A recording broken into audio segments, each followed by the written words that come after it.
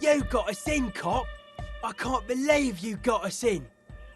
Between you and me, I don't know if you've noticed this about me. I'm a little suspicious of authority. But you really came through for the hardcore underground. Yes, you really came through for the hardcore underground. How come? Andre is busy cutting some slightly less lame, but still quite ungainly shapes on the church floor, sweating profusely. Estelle using her contact mic to listen to a tree underwater. The one with the large head is blasting the dance track on repeat, while the stained glass window behind him is rattling from the bass.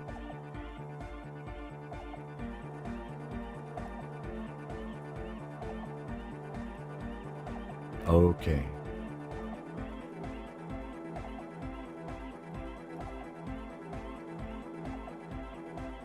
It's a miracle of carpentry.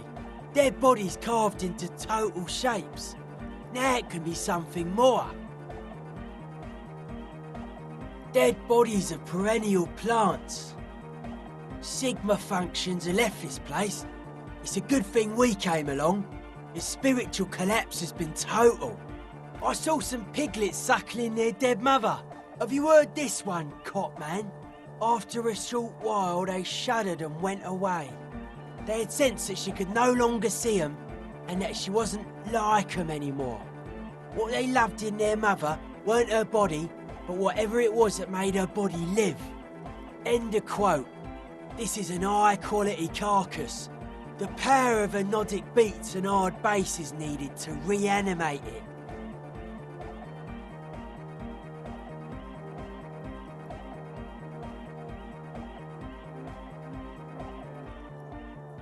A Sarai's man who lived a long time ago, an ancient hardcore brother. A 3,000-year-old tyrannical regime of history, built and maintained by hundreds of generations of self-appointed intellectuals. It's false core. I only said unity. One word. Figures of authority always misquote you. Andre doesn't care about the Ecclesiastes. He just wants the operation to run smoothly. And Egg is a demi-beast. You shouldn't listen to what people say. You should listen to what they are. Anodic dance music. Regular dance music wasn't hard enough. And yes, I do. You know what this kind of stuff goes well with? Only a little. It's a necessity. All large human gatherings are narcotic. It's just a way of the spinal cord. There is a difference between narcotics and group elation. One kills you, the other does not. The supercharged humanism that the innocentic system has been feeding us on giant city squares, that's not a drug. The sugar and wheat it feeds us is healthy. Forget it. It will become an imbecilic discussion. You two continue. It's more hardcore that way.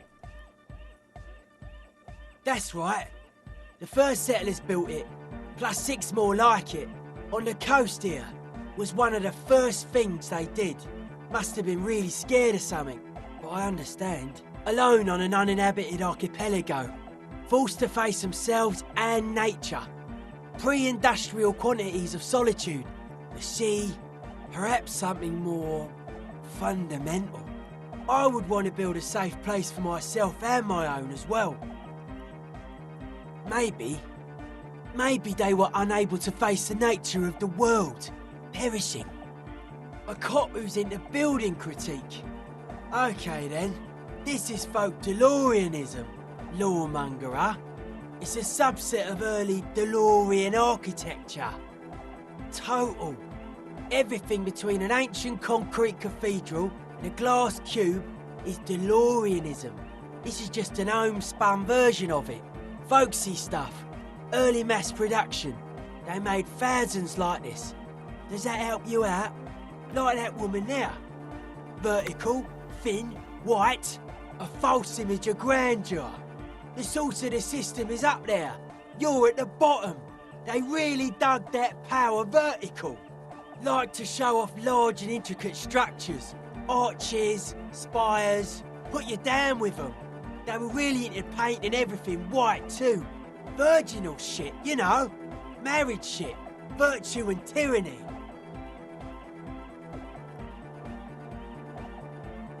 Right. Stands to reason it used to be white on the outside before the sea wind took all the paint off. Year after year, flake after flake, whitewashed clean, then covered in green moss. Slowly, peeled by the wind, your skin crawls from the sensation as you look around. I don't. Fucker giving me the evil eye.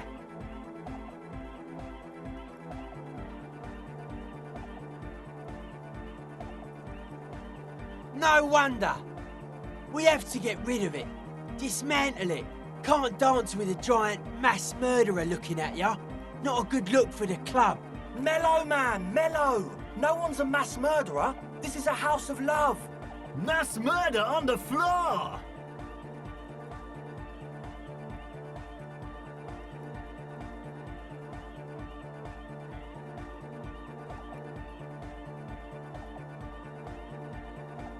No one says Arno van Eyck is a mass murderer.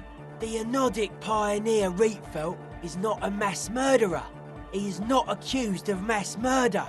Likewise, no one says Jermaine Egghead or Andre are mass murderers. You can live entirely outside that suspicion. Billions of people go about not being guilty of mass murder. Just not her. Humanism leads to eating sugar and pigs. Humanism was invented to mass-produce billions of humans. Billions of humans can mass-produce hundreds of billions of pigs. She liked games. Her legacy, the thing we live in, isn't real life. It's a strategy for some kind of victory against a long-dead opponent. But, yo, I'm only annoyed. What do I know?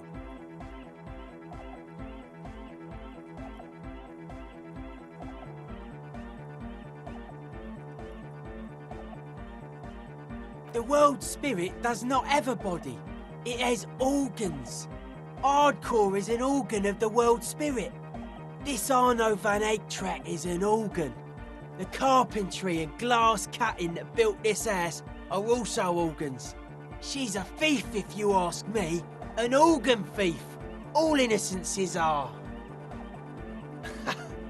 I like this question, Cop Man. She did not live the life of a human. She lived like someone who's playing a game. The life of an operator. That's not the life that humans live. She was adored. Humans aren't. I don't know about you, but they hate me. And they do not think I'm innocent or some shit like that.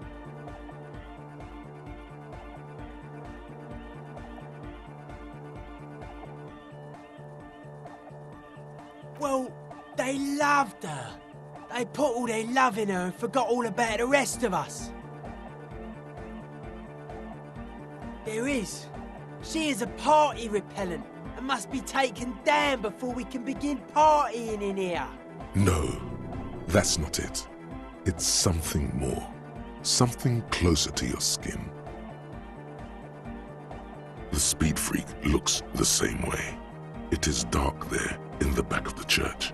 For a moment, the music echoes strangely.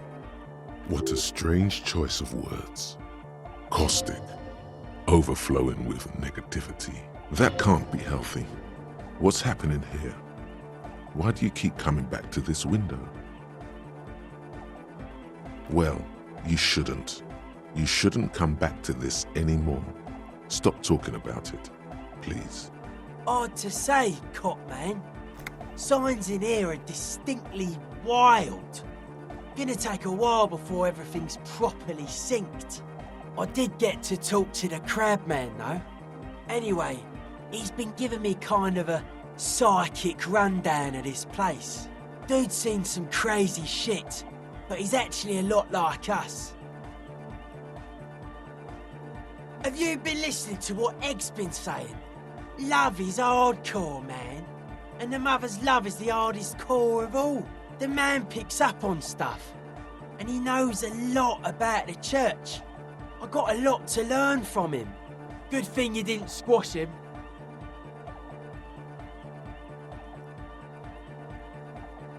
The Crabman's been lurking here for a while. He's experienced things. Things that give off bad signs. As far as we can tell, the Ubies built this place about 320 years ago as a sarcophagus. Encasement, confinement, of something they were afraid of. Something new and unheard of on the Isla.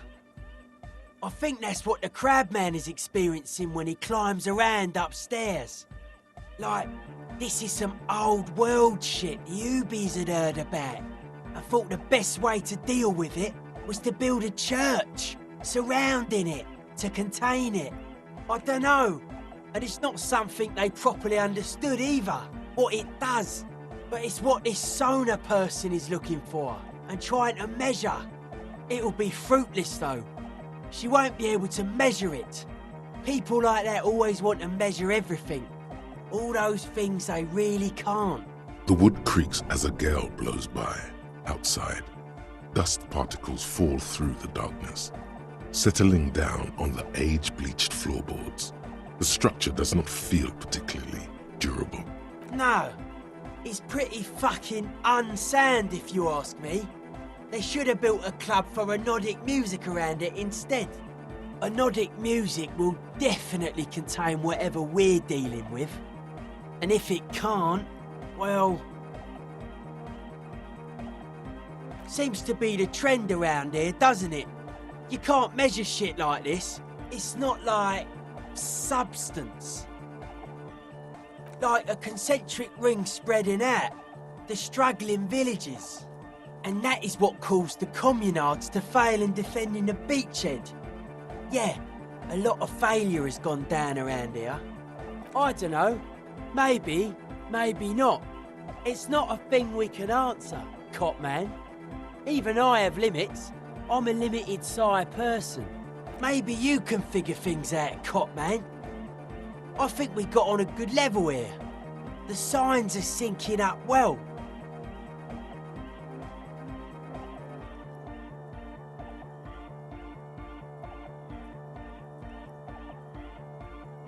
Suspicious people are esoteric people. We don't go around spilling everything to Johnny Law. They don't call me Noid for nothing. It took us setting out for this whole enterprise to get our signs synced. It's short for paranoid.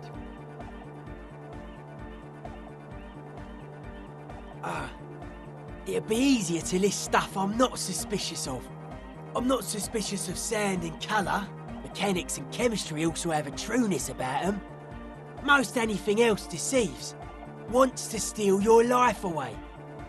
I don't have a top 10 list of things I'm most suspicious of, but if I had one, the left-right complex would be number 1. Number 2 would be their sole accomplishment, the pig-wheat paradigm. I prefer not to. Both ask the wrong questions. Any spark of light from either one is accidental. Their combined movement's only concern is producing enough pig and wheat for everyone. The end goal of humanity.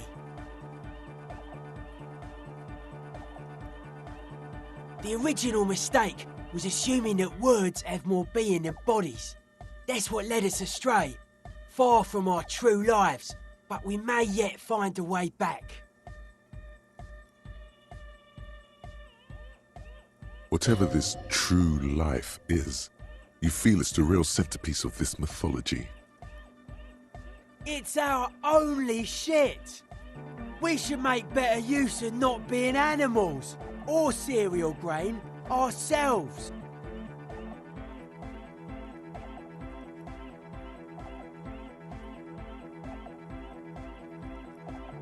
Yes, having food is means to an end, but the left never talks about the end, only the means.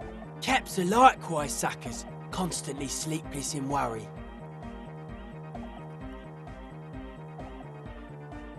His eyes flicker.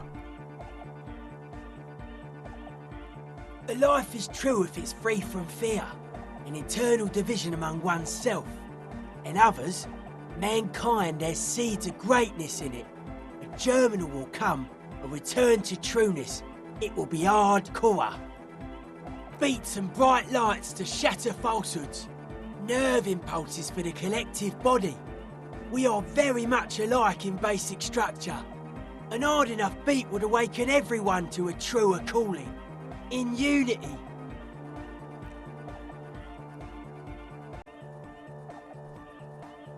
Just like that, the speed freak is right in your face, his eyes burning.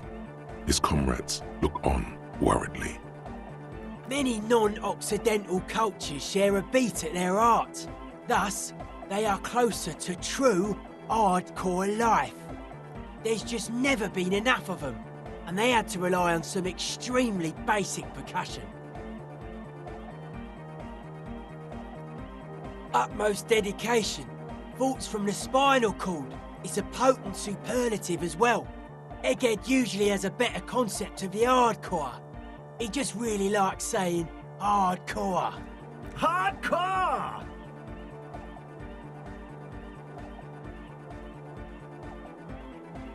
Maybe you're being too specific about it. Try consulting with your spinal cord. Oh yeah, sure thing.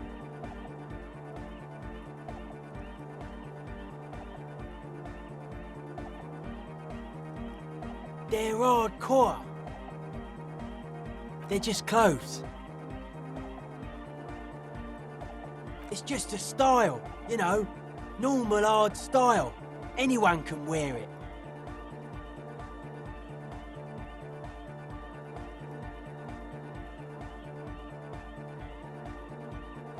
Trying to get a line with the big bad, are ya? Those are some serious frequencies you want to mess with. Come on, Noid. I think we owe him. Asel's right. He's one of us now. Yeah, alright.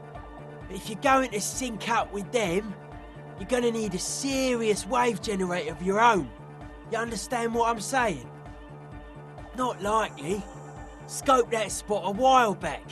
It's short-wave stuff, mostly commercial. Plus, it's all rusted out. Build it ourselves! We built this nightclub, we can build anything! Yeah, maybe. Tech-wise, radio's not the spookiest thing around. Our part's finding an antenna big enough to align with those mega-low frequencies. An antenna hardcore enough to shake the whole world! Maybe not that big, but pretty big.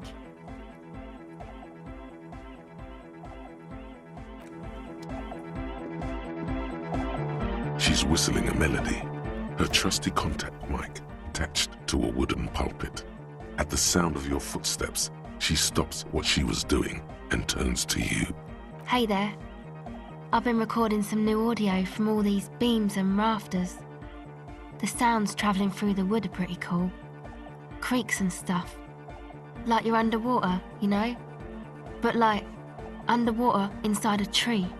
But that's not really what I wanted to talk about. I wanted to thank you instead. For getting me and my friends in here. And we even found some new associates, such as they are. Good, I think. Noid is getting a read on the place. I think he finds the carpentry very impressive. Andre's been setting up the compressor and dancing. Egghead's been keeping the party up. He's got the stage under control. Sauna, the programmer, she's doing whatever she does. Behind that radio computer of hers. She doesn't talk to us much. And the crabman hasn't shown himself, thank God. Sure, you helped us out. I can repay the favour. Ah, she's a bit odd, I have to say. Doesn't talk much. I'm not really sure how to vibe with her, you know? Seems like she's not in a very good mood most of the time. But earlier today she told me about Welkins. And she seemed oddly happy, like she had some idea with those little creatures. Some artistic idea. I didn't really listen, I was busy with my mic. He's a Forburger, I guess, like the rest of us. Okay, maybe not Egg, I don't know about him, but Noid and the rest are from Forburg, making the pilgrimage up north to visit the Elysium.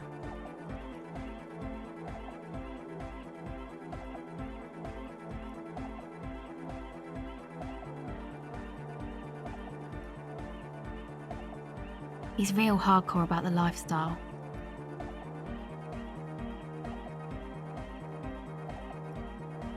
What do you mean do? Like for a living? He's a carpenter, trained and all. He's very good, he just doesn't have the mindset to work like that, in a shop somewhere. Not to sound too dramatic, but I wouldn't make light of his belief system when he's around. Noid's a serious person. He's serious about the lifestyle. It's just something poor Forburg kids do every spring. To pass the time, we walk the entire length of Boogie Street, up to Jamrock, or as much as possible. I don't know, man. Have you been down Boogie Street? It's a little bewildering.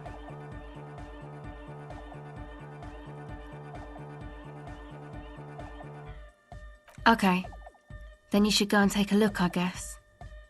Boogie Street is cool. It's got a lot of immigrants and all kinds of different people.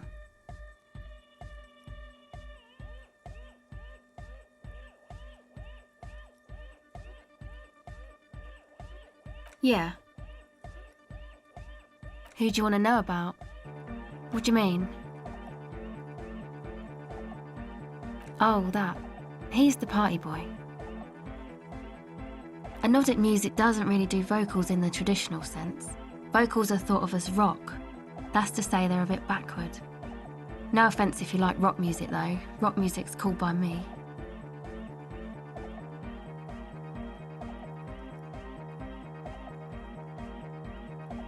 Anyway, even if you don't have vocals, you still need someone to say something every now and then, right? To urge things on. That's where the party boy comes in. He basically just stands on the stage and dances and yells how awesome everything is. It's very catchy. I understand. People are usually afraid to do things if others aren't already doing them. Dancing makes you dance, like sneezing makes you sneeze, or yawning makes you...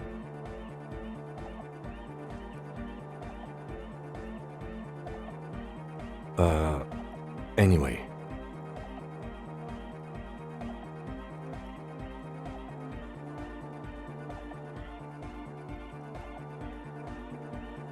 Actually, we don't know where he's from, or who he is, really. One time we were out partying somewhere in backwater Forburg. Or maybe even Coal City, I can't remember. Maybe it was Coal City. Egg was yelling along to some jam someone was spinning, all night long. Just kept yelling until he didn't have a shred of voice left. When the sun came up over the mines. There were mines? Yeah, it was in Coal City. Egg came with us. He made this wheezing puppy dog sound all the way back.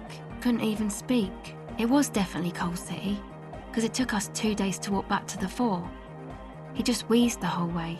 We never really asked why he came with us, or who he was. I think his name is Jermaine. People are sweet. You can see it must have been a great night. The memory causes her to go silent for a moment or two. Who do you want to know about? Oh, the crab man. Still gives me the creeps the way he moves.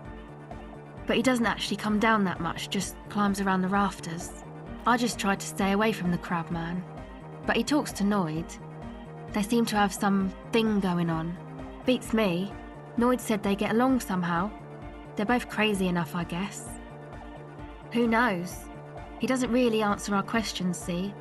Not that it's easy to ask them. What are we supposed to do, yell up at the tower? Who do you want to know about? Andre. He's a cool guy. Doesn't really come off as one, but he is. To me, at least. He takes care of shit. Sorry. I mean, he's got a vision. For what life should be, you know? He tries to push things until everything falls into place. He's an organiser. Nothing. But then again, there's nothing to organise around here either. He really wants this church thing to work. Must have taken it as a sign when he found it abandoned like that. Said it was an augury. I don't know where he got that from. Andre's not super intelligent. I've never seen him so psyched about anything, though. And he's often psyched. Looks sort of desperate, like it's his last chance or something. Or maybe he was just high. I mean, not that he does drugs, just high, you know. Yes. Anyway. Yes. Who do you want to know about? Me? Again? I told you, I'm a silver bird. There's that phrase again. It really reminds you of something. It means I don't answer questions about myself.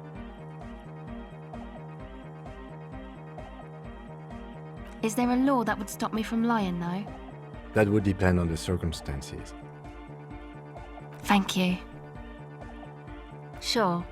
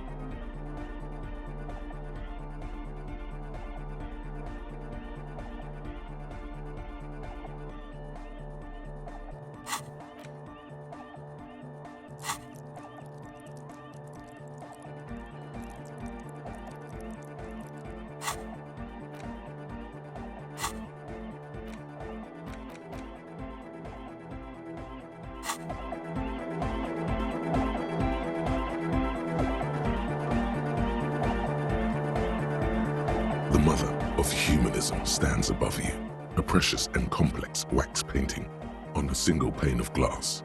A crack runs across the length of her.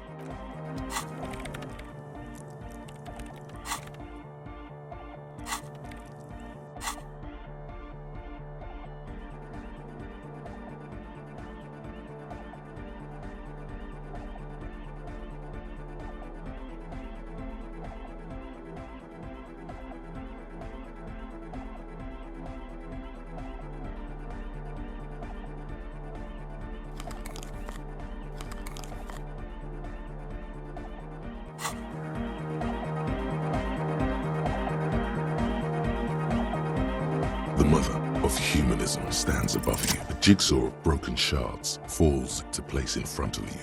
A ghostly reconstruction of the stained glass window. Before it was shattered, there was an older woman beneath the younger one. And a text, a light motif below them both. Unknown. A motor carriage? A gunshot? Someone falling into it? Or maybe just hooligans looking for something to break? The escutcheon on her throne says, Irene the Navigator. She is depicted as an older woman wearing thick-rimmed eyeglasses, holding a golden rights apfel in one hand and a scepter in the other. This is the queen her innocence day advised. Above, she herself is whole. Small figures of wise men, common men, worshippers walk up the stairs to stand at her feet. Secret servicemen, farriers, stand in a row guarding her. It must have taken years to produce this work in all its dizzying detail. Below both women, in luminous black letters, Après la vie, mort. Après la mort, la vie de nouveau. And then, along the left side, Après le monde, la gré. Après le gré, le monde de nouveau.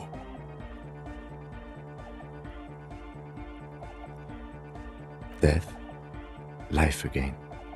After the world, the pale. After the pale, the world again. This exaltation is common in Dolorian sacralism. In the early years, it was even incorporated as the RCM slogan. No more, however. It was deemed subservient to use a strongly moral intern-related motto. We already suspected of bootlicking. The sentence was also seen as too feminine. It was a macho thing. Justice, union, prudence, and force.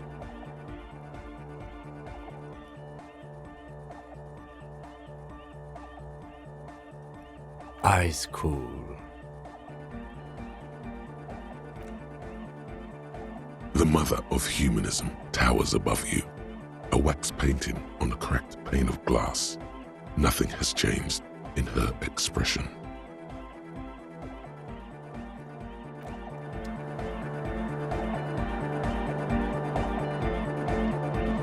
Delorian charged! Vibrations, a hawthorn tree on Rue de Sange. He stands. The other real deck is empty. Cables run hither and thither. Yeah! It was awesome! And scary. Very hardcore. Too hardcore, in fact. I couldn't control it. At all. It sucks up all the air in the mix until it's the only thing left. Starts compressing itself and everything around it. Completely fills up the headspace. Extreme! Inside your chest, the heart beats still with the after effects of the sound. Imagine if you could harness that power. Make Oh! I don't know. Maybe someone can do something with this. I imagine this is the sounds that the future could make. Yeah! Dark Chord Hardcore! Jermaine Egghead! Basically, yes it is.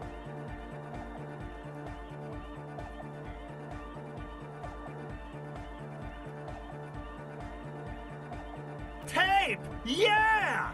Spins the tape until the space escape! Yeah! Alright! No!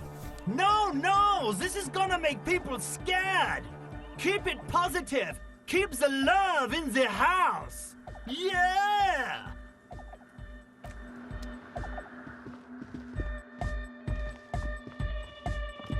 Oh, hey man, it's good to see you.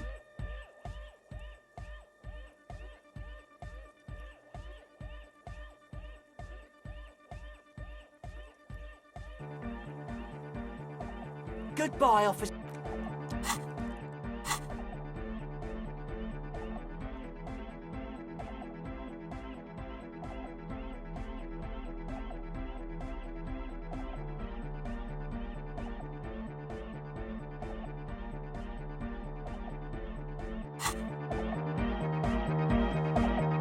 Oh, hey man, it's good to see you.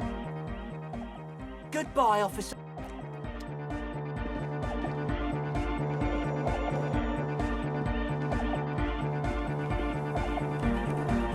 Yes, what is it?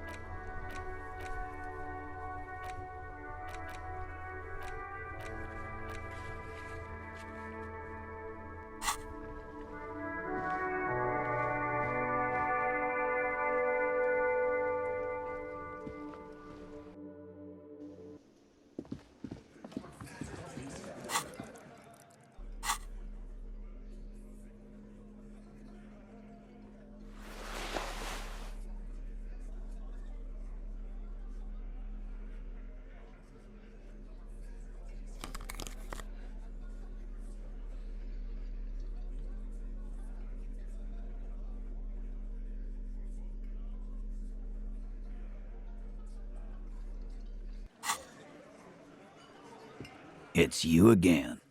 What is it?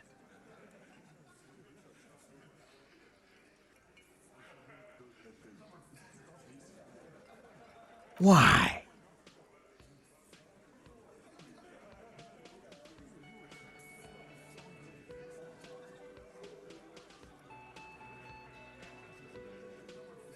Sounds like you're making her a suspect in this. Not on my watch, you're not. Ruby's one of us. We're not gonna throw her under your moral intern steamroller. Fuck that shit. And fuck you too, moral Ruby is missing. If you hide from the police in a murder investigation, you become a suspect. You know how it works, guys. That's nothing. That's just legalese. You don't even have a sound theory. I don't want to be rude, but we're trying to get some R&R here. Think you could fuck off now? I think we'll keep sticking around, Titus. You'll be surprised at how quickly a theory presents itself if you keep looking.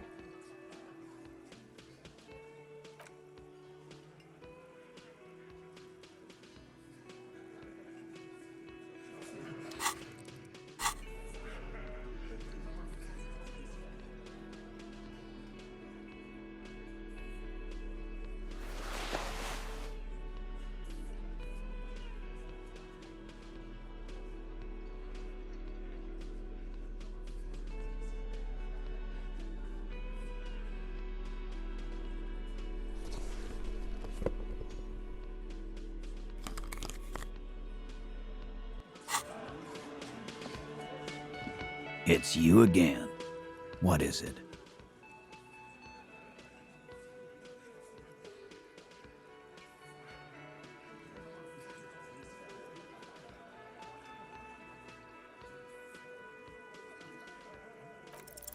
Nothing is happening. The pieces are there, but they remain unconnected. Sorry, you're not coming up with anything. Again, the pieces are... There we go. Your mind is a relaxed muscle. It's so nice and easy to give up, isn't it? On the downside, you have no idea what you were supposed to do now. I could have debriefed you.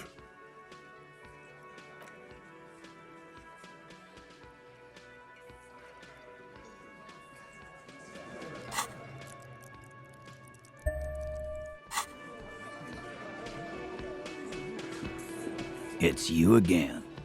What is it?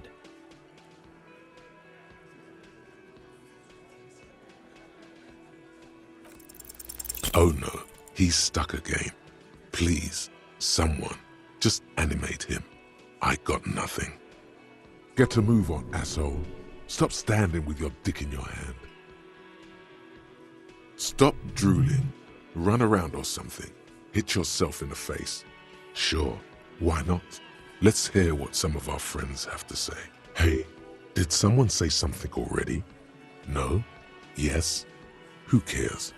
Upstairs in Clausia's bedroom, the window the bullet came through. Analyze that. You could crack that Clausia's defenses. Maybe she'll tell you something helpful.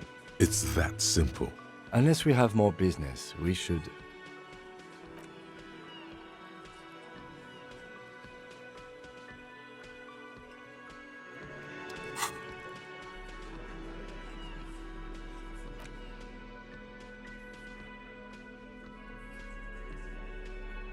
The bullet is still safely sealed away in a plastic bag bearing the RCM stamp. Okay. And? An antique. That makes sense.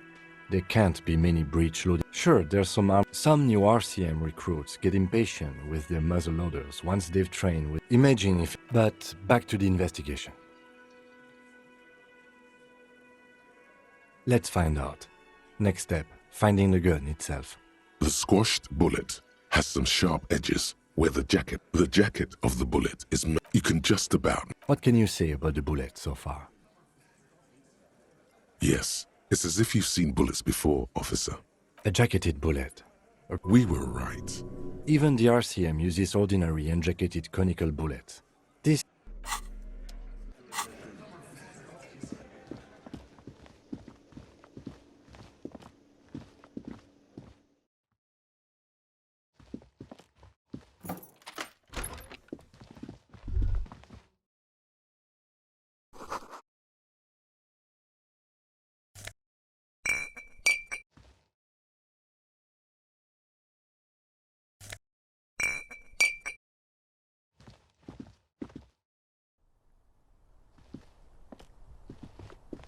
This window is pristine on the inside, unlike the one next to it. Light.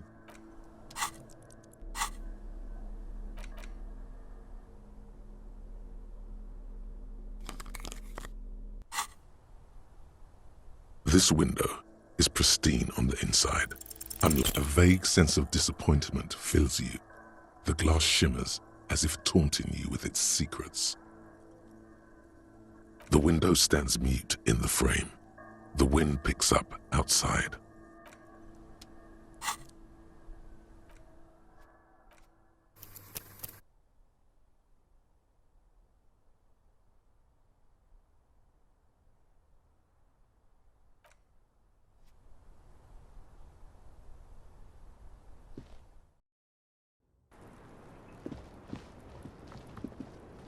Officer, it's a fine day for questions. Oh, Did you take the documents? no, of course not. As I said, it would have been too risky for me to use those documents anyway. My employer gave them to me. In truth, I should have destroyed them.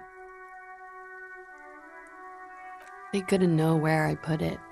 I'm absolutely sure I was not followed. And I've told no one but you. You mentioned seawater? I was worried I'd been too careless with the latch. The documents were probably just washed away.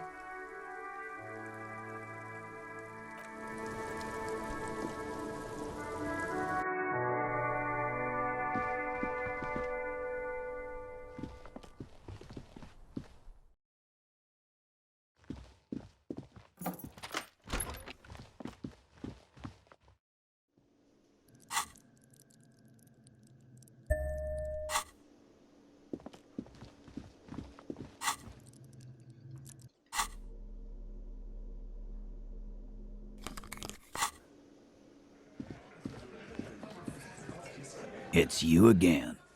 What is it?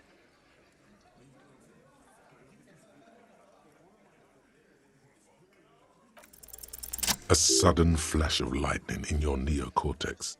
The hostel cafeteria is lit by its airy blaze. Floor plans, bullet trajectories, webs of human emotion, all channeled into a single thought.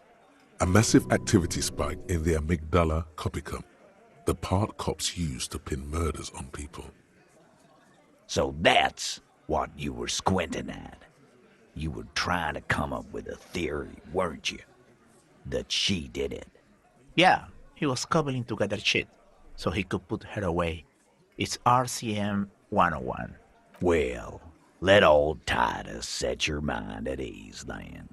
She didn't do it. She was here all night. Sunday night, 11:30 to 12:15. She was here all that time?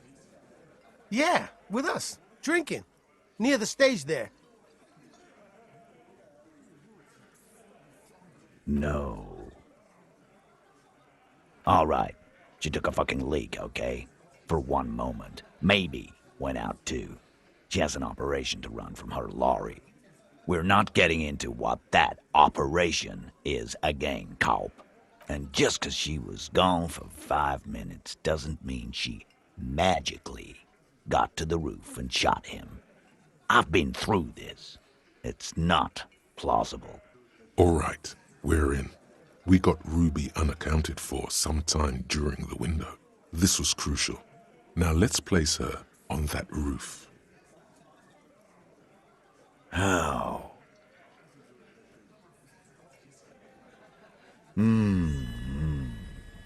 People say there was a pinball arcade here, sometime before the hostel. What was it called, Theo? East Delta Pinball Arcade. Weird place. Went bankrupt. Okay, but how'd you get up? There's no room for a staircase in this building.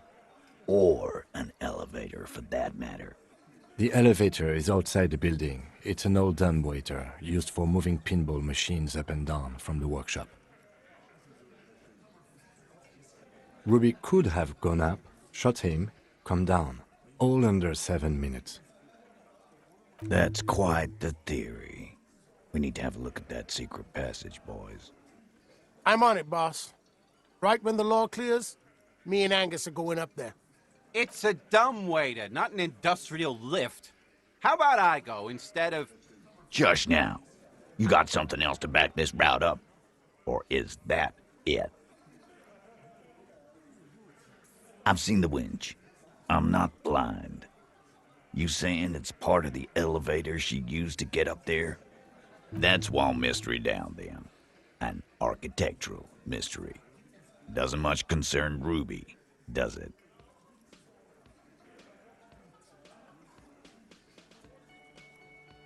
I don't like guessing, Carl. No one does. It opens the steel door in the kitchen, the one that leads upstairs to the roof. This key was right here, with you, all the time. Quit jumping to conclusions, Theo. You took that key. Did it look like it was recently put there? No, the ribbon was old, faded. It'd been there for 20 years at least.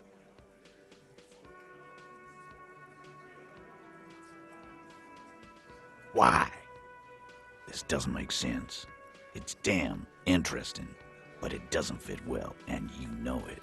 It doesn't fit well, but it fits. Andy knows it. Why not? You can't draw a straight line into Clausia's window from any of the surrounding buildings. Not from what I know about Martinez. Maybe from the coast. But like I said, I've been too busy dealing with you idiots. So no, I don't think it was a sniper. It was close up. Right? What the fuck does that got to do with Ruby?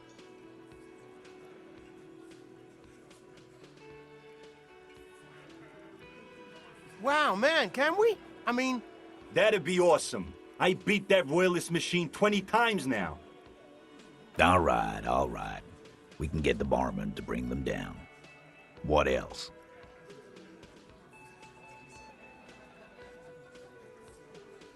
Footprints. Recent.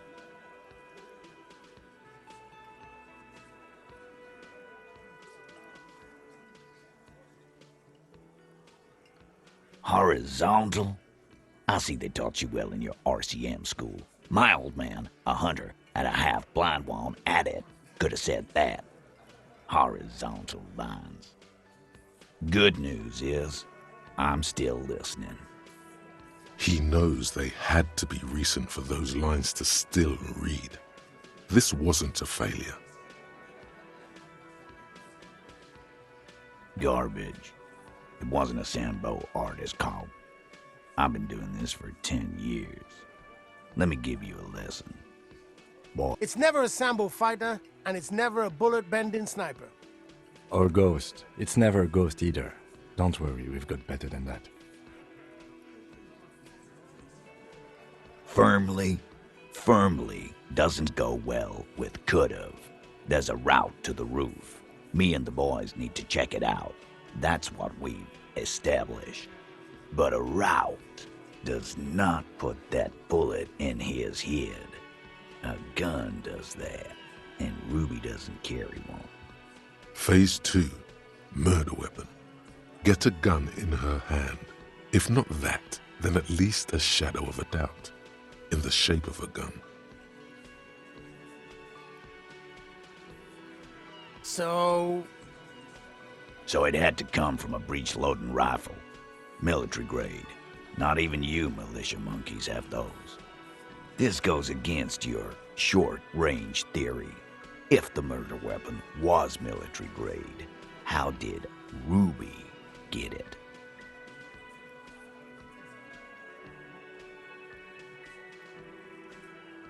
Calm. That's exactly what it means. That wasn't strong. That looks antique. A Belle McGrave. It's inoperable. Where'd you get it? 20, maybe 30 rifles, Titus. Also broken, but still, there were too many.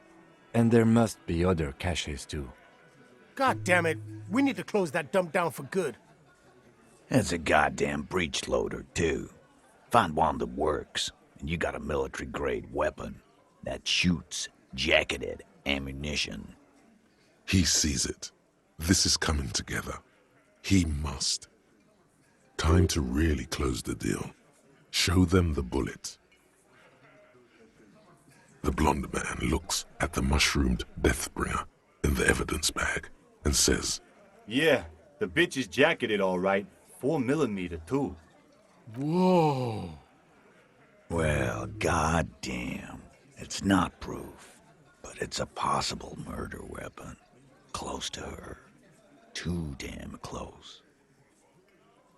You have been thorough. I'll give you that.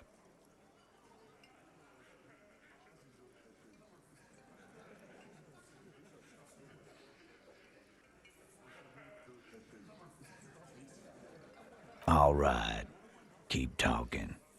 I'm getting a bit curious about some things myself. T, we're not seriously considering it, are we? Ruby wouldn't do this. Why would she do something like this? Phase 3. Motive. The last component.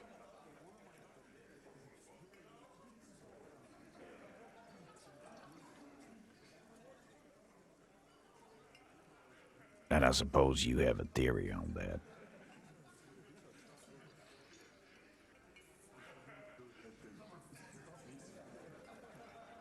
Think about it. Why go through all that effort? It was her idea, wasn't it? The hanging. You went along, but she suggested it. She had, like, a fully formed plan and shit. Right when she came back downstairs. Really, Shanks? Claudia wanted to talk to another girl, that's all. She was just the first one up there. I could have come up with that plan if I'd have been first. Time for a logics demonstration.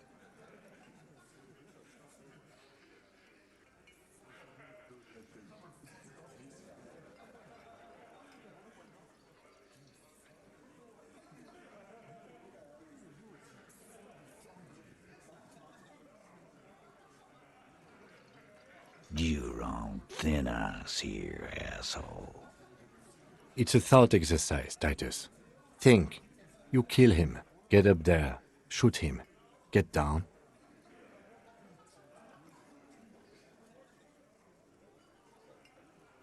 Alone. I don't drag my men into shit with me.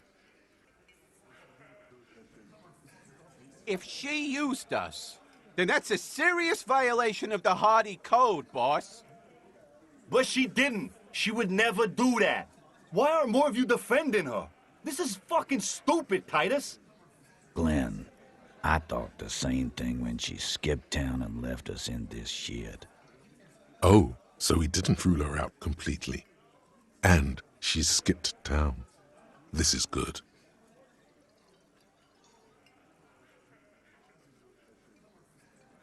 Silence. He looks around the room.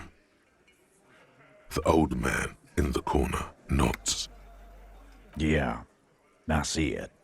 There's one more thing I've been wondering about, ever since you asked me where she is. Add it to your list of suspicions, if you want.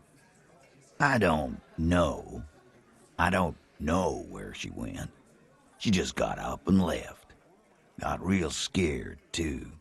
Wouldn't tell me where. However hard I asked. Want to know why? She was afraid I would tell you. Maybe she was right.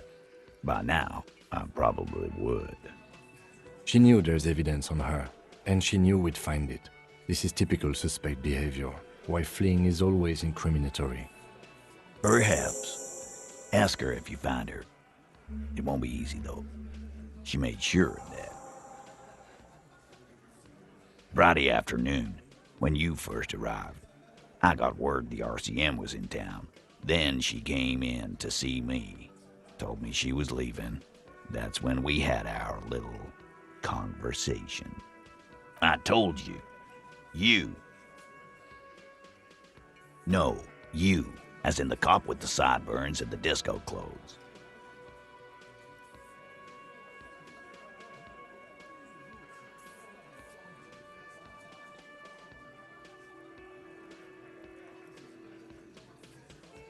Sure.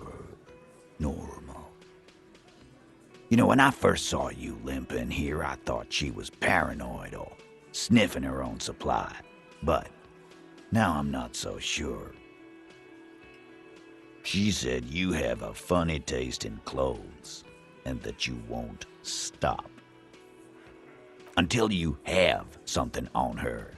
She said she's heard of you from Jamrock, that you're a human can opener, that you play suspects against each other, open them up like cans. And then when they're all empty, just move on, onto the next can. Don't look back unless there was something you missed. Fucking hell. Titus, did he just... Open Angus up like a can? Yes, he did.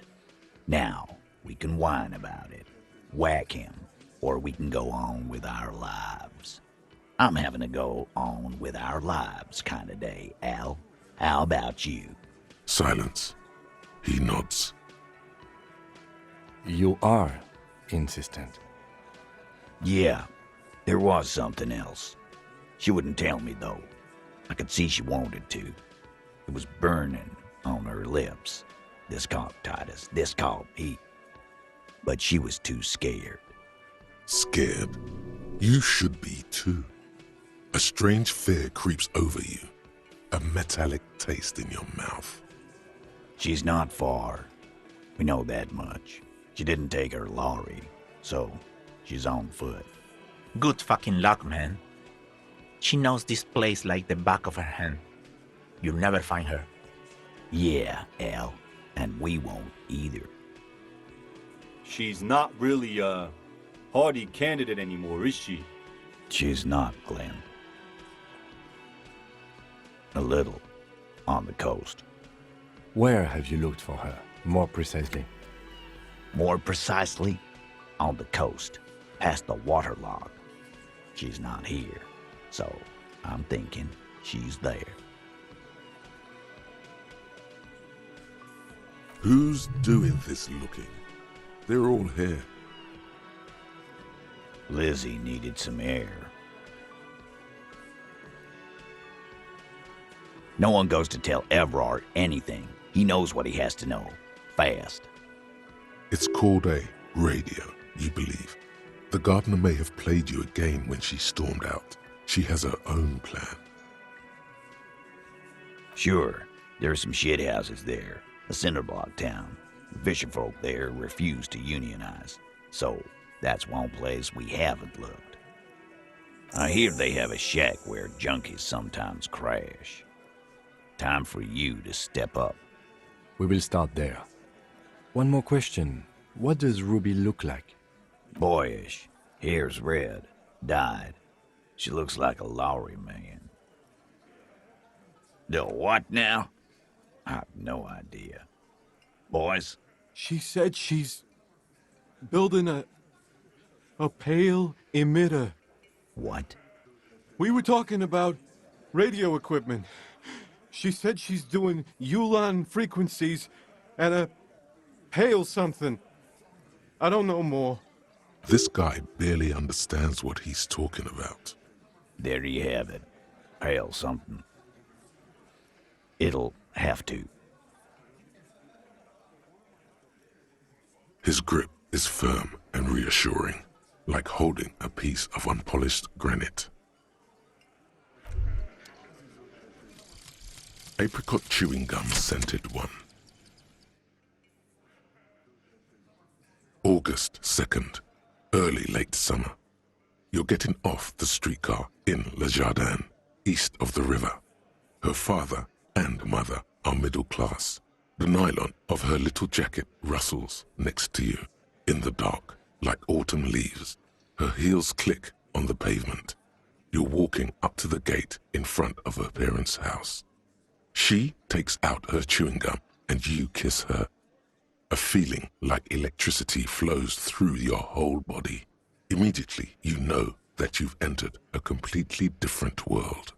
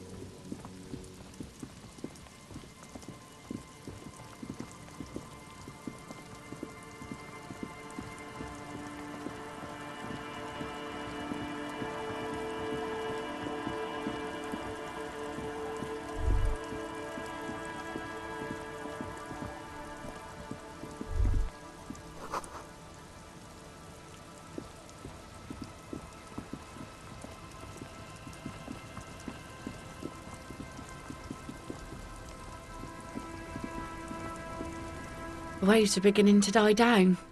Look at those little bastards. Simmer down. Simmer down, bastards. Oh? Who?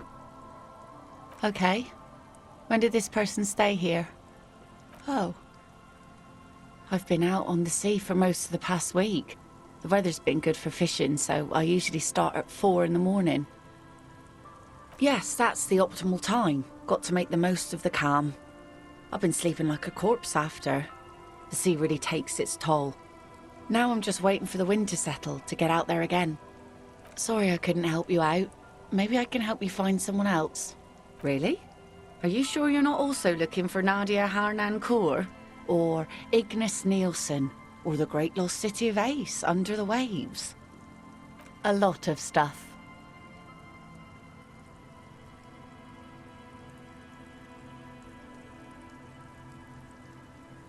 Oh, there's plenty missing.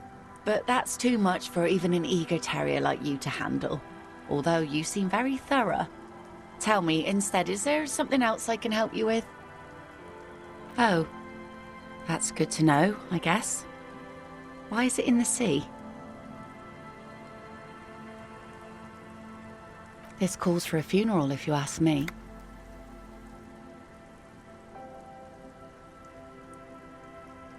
Hi. Feels deserved, don't you think? Falling in the line of duty like that and all? Why odd? Our things are a part of our life world. They're made with our human sweat and they share human history. We should care about them as we care about humans. To some extent, at least. Oh yeah?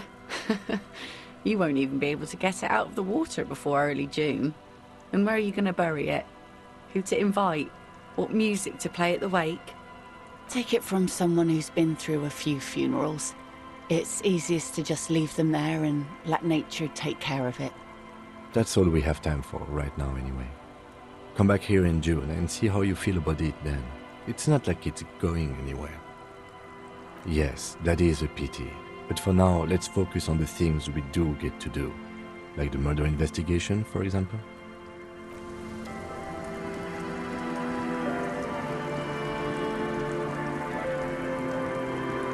Our tenant, the policeman. I hope the waves don't keep you up at night. What can I help you with? Nay, I haven't seen anyone lately.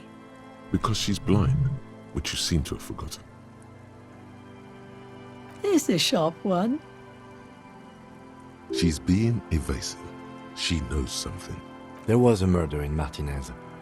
She might be a suspect. We would appreciate your help. Would you now? I know how this world works, and it doesn't work when people tell on each other.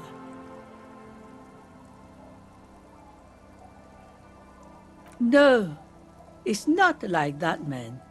With him we called you. Right now, you just arrive by yourself, like a raven plucking at the window glass. Enough of this. She better start talking right now.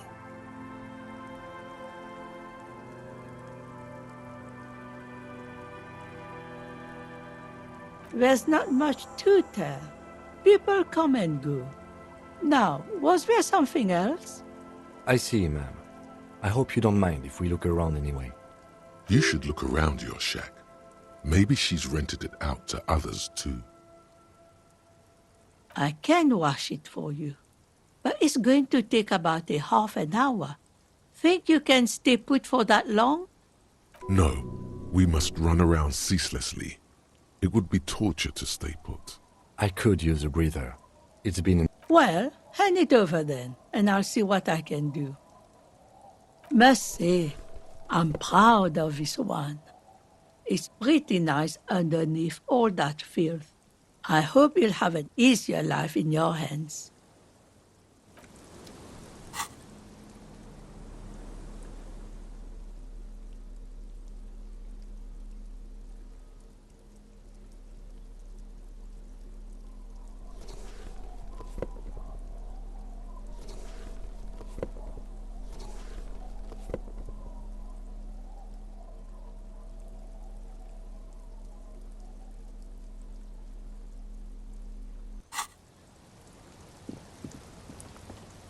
The door has seen better days.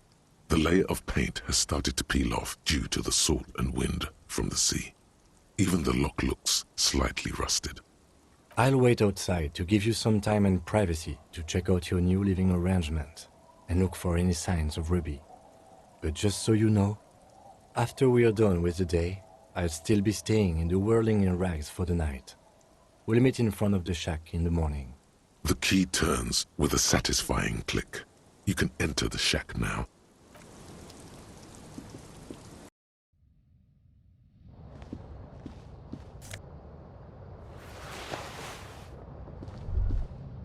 An old mirror hangs on the wall. You see the reflection of your face in it, such as it is, without the expression. It's just hairy. On the table, you see a bowl of water, a rough soap, and next to it, a small hand mirror. A straight razor soaks inside the wash basin. The water reflects back a vague image of your face. Nose bulbous and red, hair unkempt, wrinkles lining the eyes and forehead. The stash is gigantic. You'll be looking like a pansy without the chops. A fucking pansy. A fresh start looms ahead. Clean yourself up and be born anew.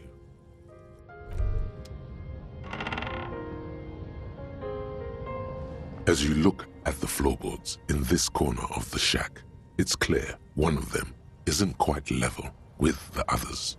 The edge of a floorboard next to it looks scratched.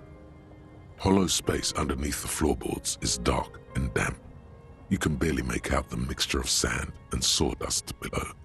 Nothing particular catches your eye. Looks like more reeds. There might be something hidden inside the sand though. You stick your hand in and start combing through the sand. Dry, not like outside. Fine dust. And then, something hard wrapped in paper. A small cylindrical object. You pull it out. A bullet. The floorboard doesn't care. But maybe the washerwoman does. You have enough to confront her with. It's extra ammunition. She's locked and loaded, ready to fight some cops.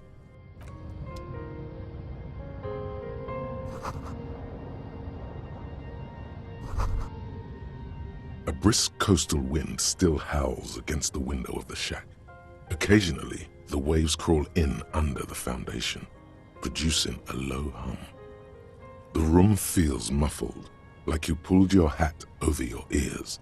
Outside, it is cold and windy, but you're inside, and it feels safe and warm. What is this place to you?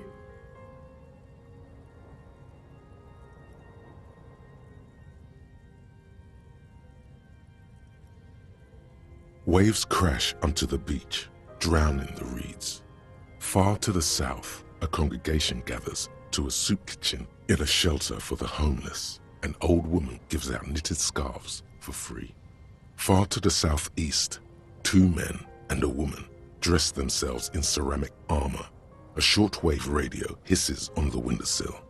One makes a salute, the other downs a drink. Weapons under the bed. A middle-aged man stands in a rundown shack on the edge of a fishing village.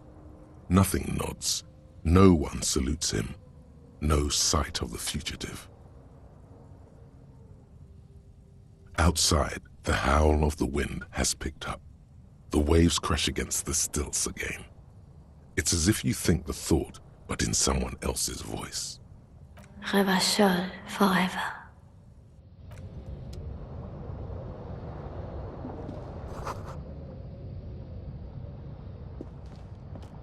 The bed is comforting, if a bit run down. Still, you've earned a rest.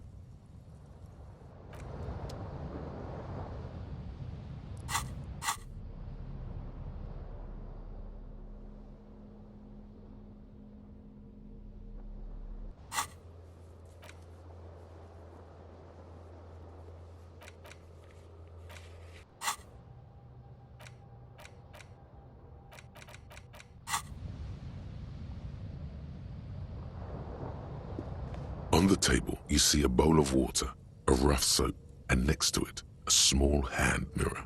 A straight razor soaks inside the wash basin.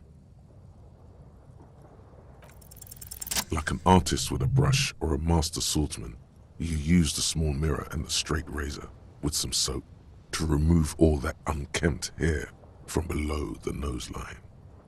The sharp blade chafes against your skin, producing a scratching sound. The surface underneath the beard feels tender, the air brushing against it chilly. They feel so smooth, surprisingly so. A feeling of freshness overcomes you, as if you just came from a cold bath. The water reflects back a vague image of your clean-shaven face. Despite the bulbous nose, unkempt hair, and persistent swelling, you look a little younger, maybe. You almost look like a professional.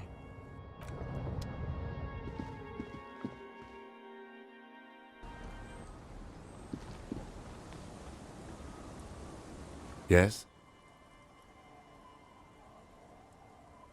Yes. I don't know what to say. Perhaps, I'm not really sure about this turn of events. I think the mutton chops might have been a better idea. They sort of seem to cover up some of the... damage. Either way, good on you. You were saying?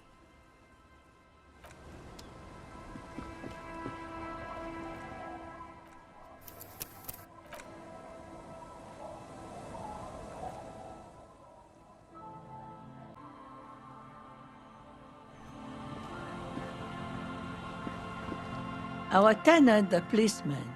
I hope the waves don't keep you up at night. What can I help you with? Damn that girl.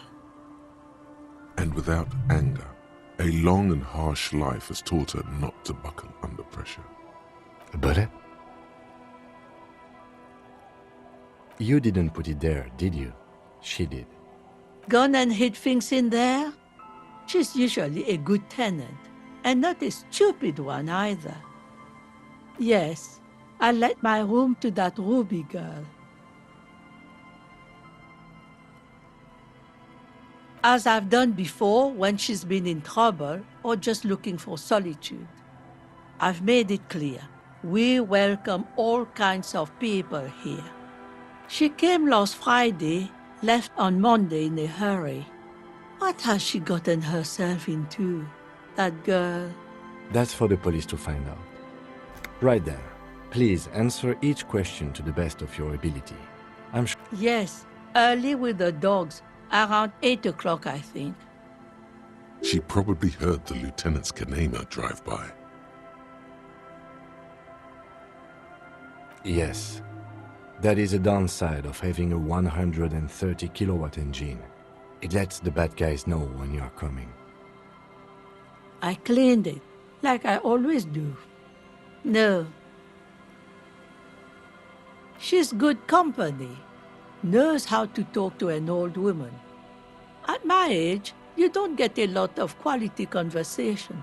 So I really appreciate that about her. Did she talk to you much during her last stay? No, she was mostly silent this time, kept to herself. She tried not to let it show, but I could tell she hadn't come to fish. Usually she likes to cast a few lines, but this time she mostly stayed in her room. How would I know? She's a gruff one, but not violent. She doesn't go around toting a gun. Not that I know of, though she was into nice music. She once showed me a few mixtape milieux she'd made. Although I guess she was pretty handy with the mechanical and technical stuff. Even fixed the heater in the shack. You should be thankful for that. She may simply have kept the equipment elsewhere. I don't know. Further up the coast, she tried to leave quietly, but the hinges on that door screeched like a cat in heat. Woke me up. I heard her rushing in those heavy boots, heading up north. You'll never find her, you know. She knows the coast like the back of her hand. You only just arrived. I wouldn't worry about that, ma'am. We are persistent.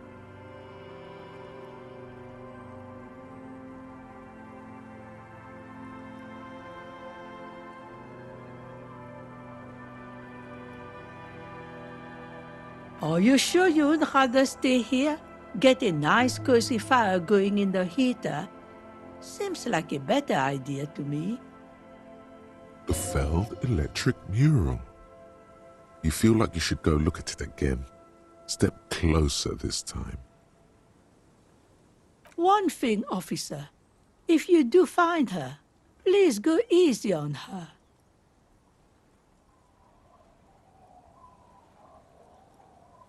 She's a good girl. Whatever she's gotten herself mixed up in.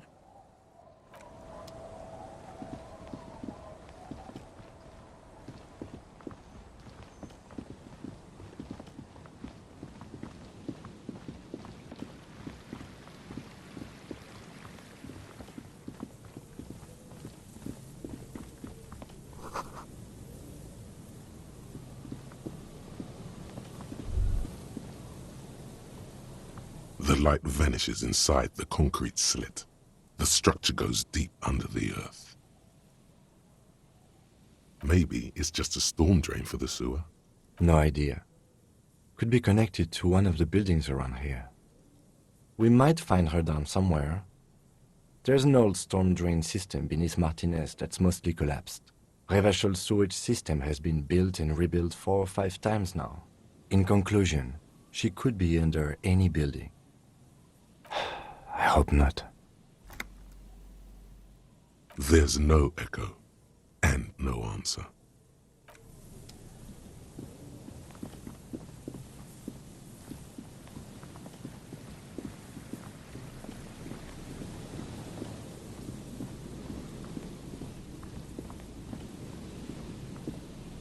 You see a once bright mural towering above you.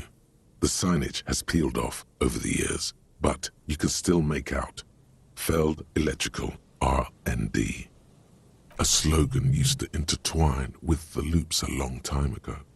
Now only a shadow of peeled letters remains. It says, "Tomorrow is just a whisper away." Above the mural, a collapsed roof, broken windows set in walls that are cracking and will soon also fall, and the coastal breeze rustling and sighing in the remains of the edifice. There's something in the wind. Sometimes the only way to go forward is to fail first. Indeed, somehow you knew it was here, an urban ruin gutted by looters that once used to consume money and dispense warmth and light. You felt it before when it rained in Martinez, and you felt the cold of the rain. The feeling persists. It has been in you ever since. In there? She could. Or she could be in the identical room over there, or in that boat shack, in that church tower maybe. Why single out this one building?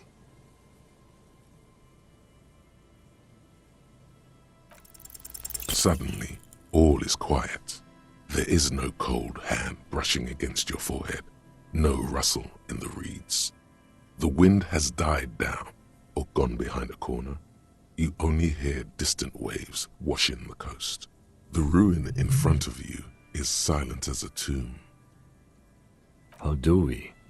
I was really hoping she'd be in the village. She's probably north of the village, and this place is a peninsula. We already scanned most of the outdoor areas on our wild cryptid hunt, so we have an understanding of the geography, at least. And then there's the church. We've already searched that and can rule it out. I know it doesn't feel like progress, but exclusion is a step too. Anyway, we do it the old-fashioned way, sector by sector. Go over the whole peninsula, ask the locals, enter the places where we can enter first, like we did in the village. Trying to talk to the wind, the city, whatever you thought would happen, did not. And now you're just standing there with your hands fallen to your side. Is trying to talk to the city something you've done before? Is it in your secret repertoire? A trick for when you're out of ideas? Then, if we're desperate, we can look where we can't enter. Bunkers, storm drainage, this place. I'm sure it won't come to that. Walk the coast, the old boardwalk, the reeds. You can always come back here and talk to the wind again. Look where it already got you. An adventure awaits. An adventure on the windswept urban coast. Buckle up and raise your collar. This search is going...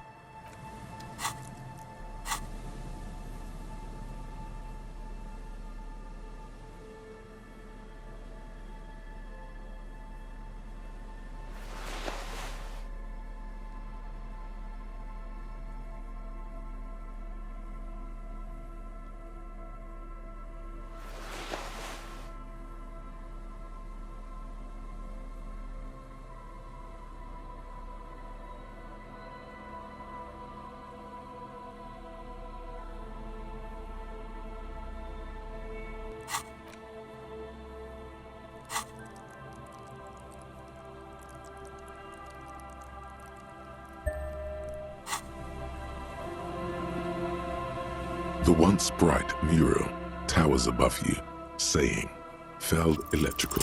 Suddenly, there's a sigh, carried on the molecules around you, moving, flowing from high pressure to low pressure, like that of a woman emptying her lungs. She wraps the collapsing stone box in front of you in her breath, flowing through it. In through the collapsed roof, flowing down a concrete staircase to the basement, sweeping away footprints in the dust on the stairs, and then the beach below the boardwalk, its winding tunnels, a whisper away. She's down there. Okay, why?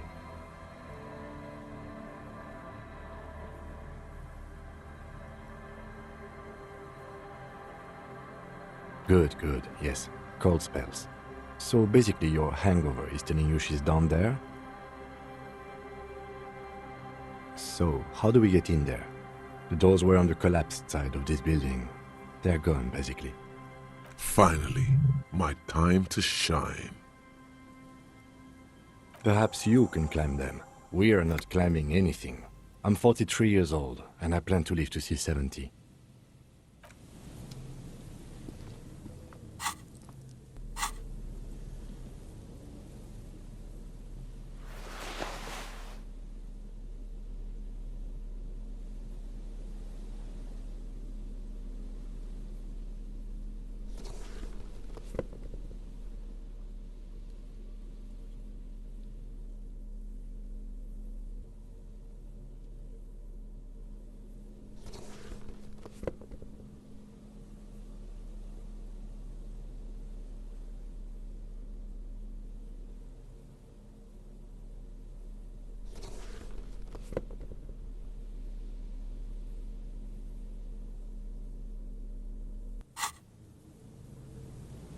A rusty ladder leads to the rooftop. Some of the rungs are missing. Yeah, that doesn't look good at all. The distances between the remaining rungs are rather wide.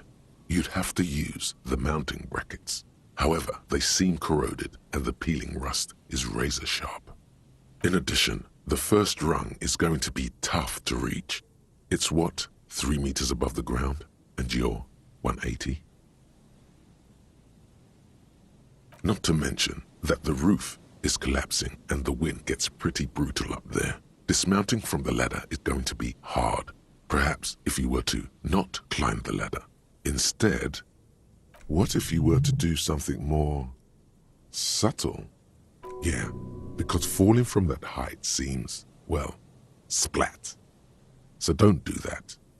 Just, you know. Teleportation is not a thing.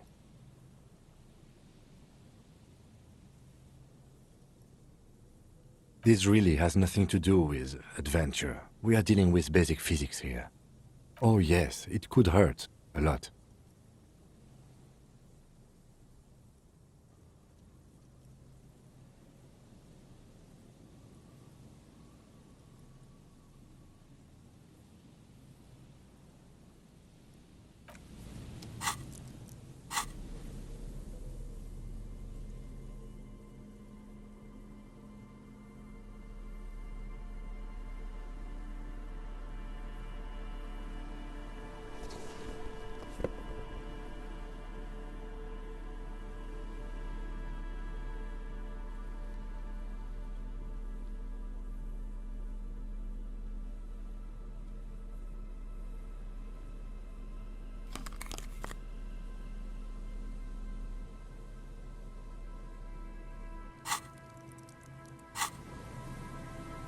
The rusty ladder leads to the rooftop.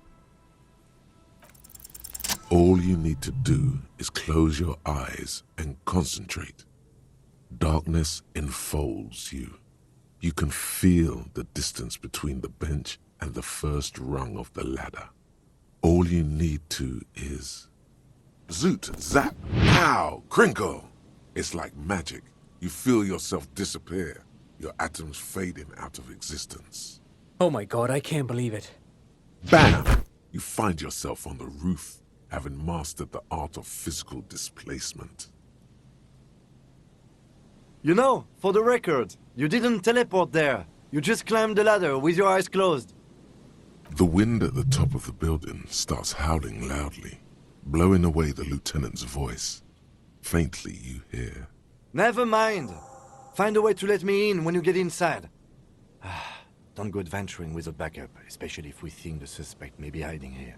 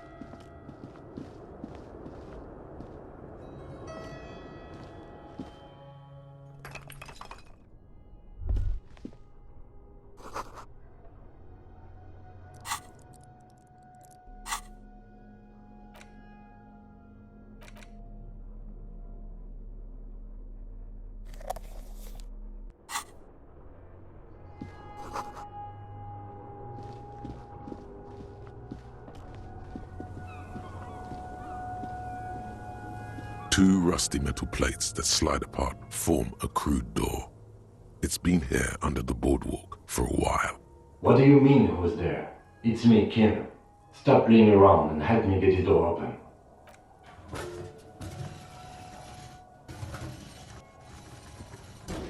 The doors seem to be on rails, but they've gotten jammed. You grab a side and put some strength into prying it open. With the help of your partner, the two metal panels slide open with a creak. Huh. I hope no one dangerous heard that. After you climbed up to the roof, you mean? There's a maintenance entrance under the boardwalk. It's next to a drain pipe, possibly a storm drain. It was easy to miss before. At least now we have an exit, so let's get going. It's time to investigate these passages.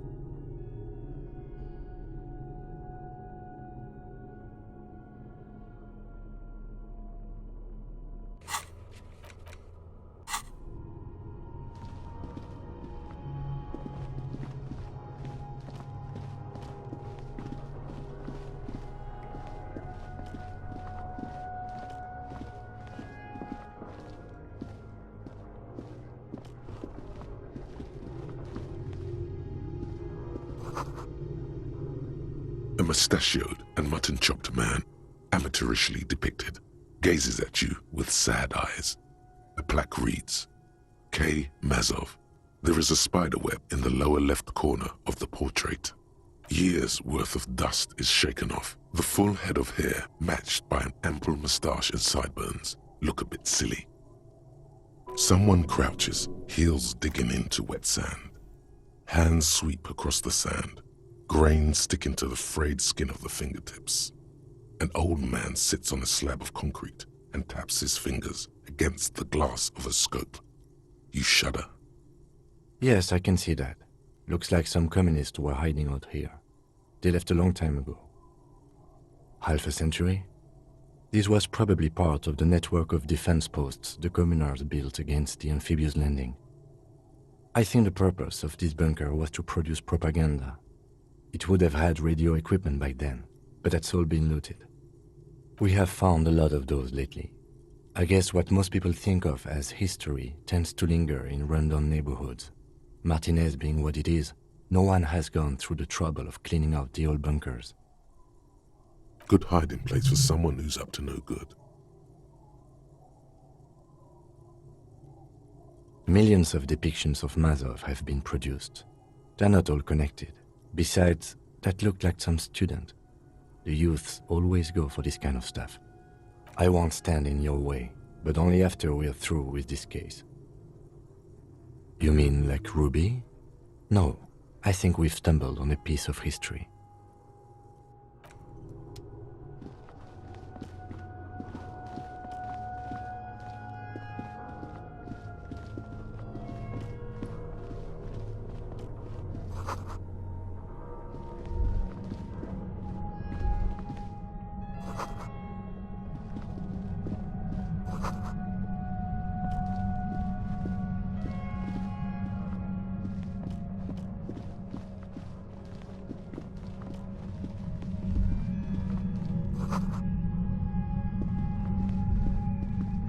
There it is again, like a swarm of hornets buzzing under your scalp.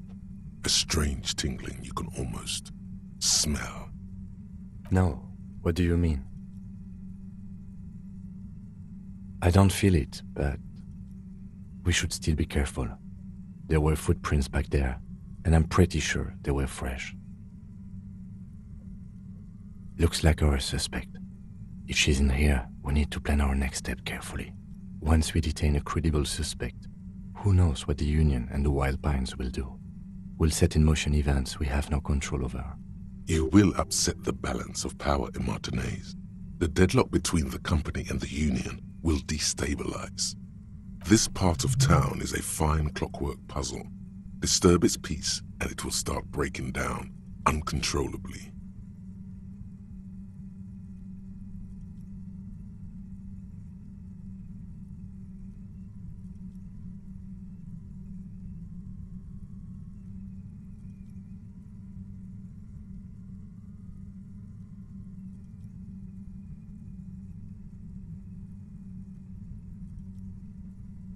Keep calm. Go over the whole situation in detail.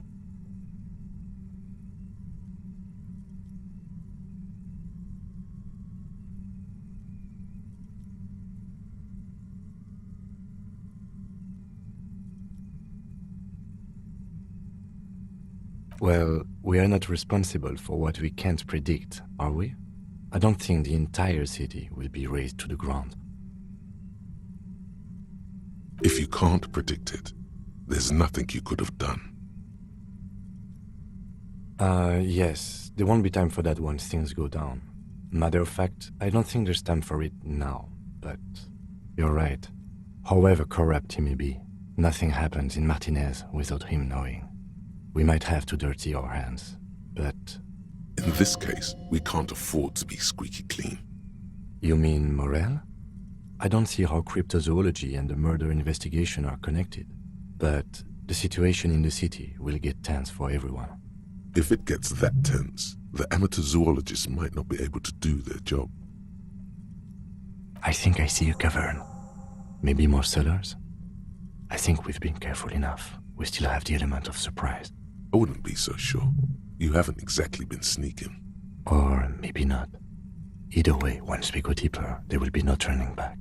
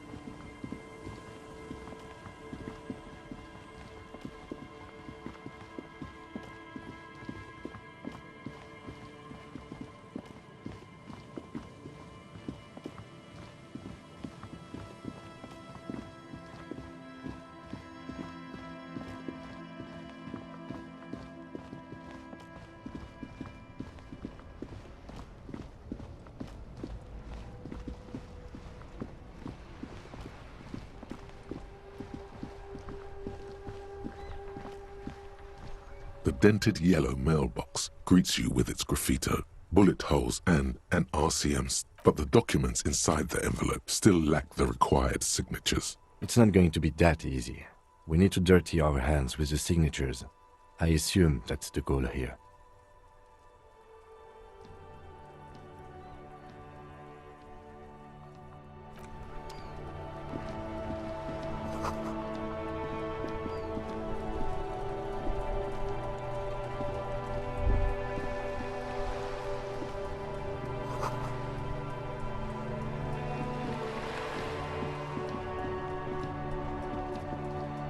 The dented yellow, but the documents inside. It's not going to, it's not going to be that easy.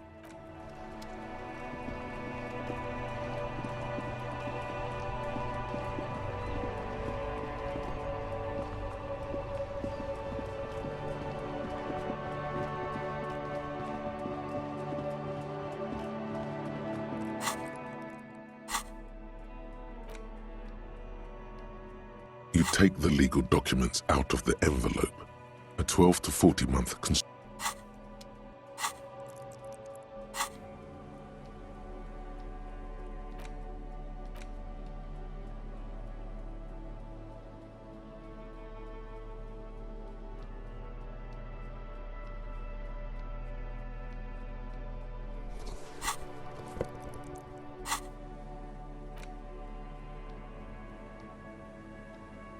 You take the legal documents out of the envelope.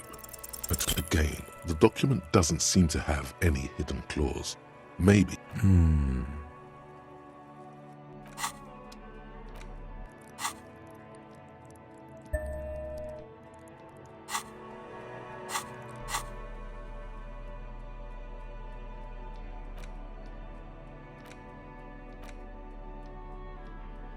You take the legal documents out of the envelope. There is no loophole.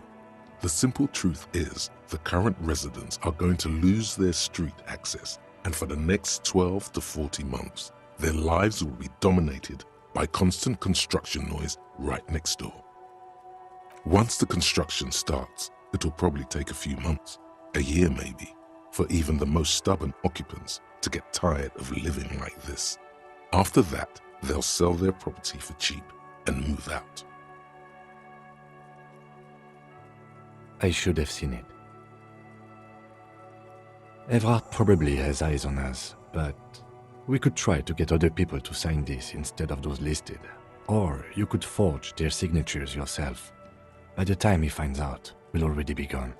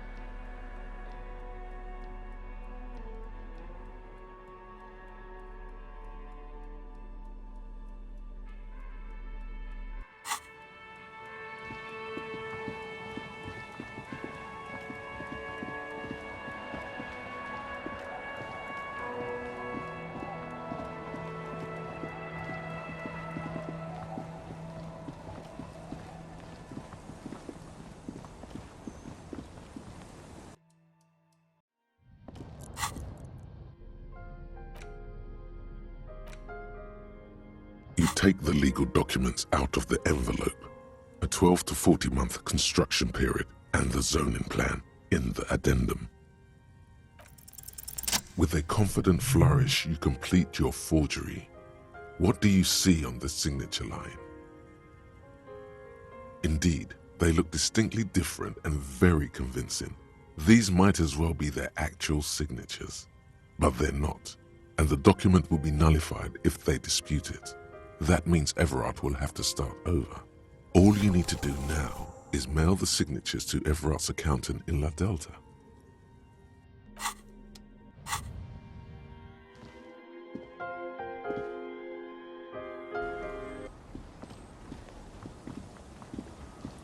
Our tenant, the policeman.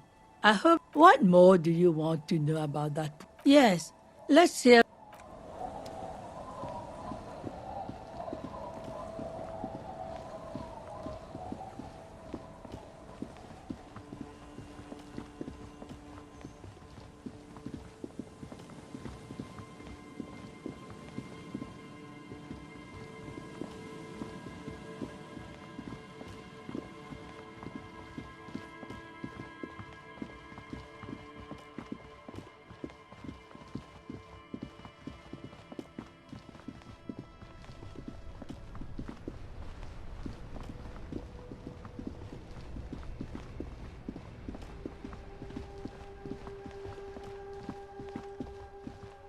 The dented yellow mailbox greets you with its graffito, bullet holes, and an RCM sticker. Yes, for sending mail. You drop the white envelope in the darkness. It lands with a soft thud on what sounds like a couple of letters. About a week's worth of mail as collected in there. They'll empty this very soon. Probably did the right thing. You can't trust that slug Everard. You know he's going to play you somehow. All right, let's go back to Everard. If we don't mention anything to him, he won't know before it's too late.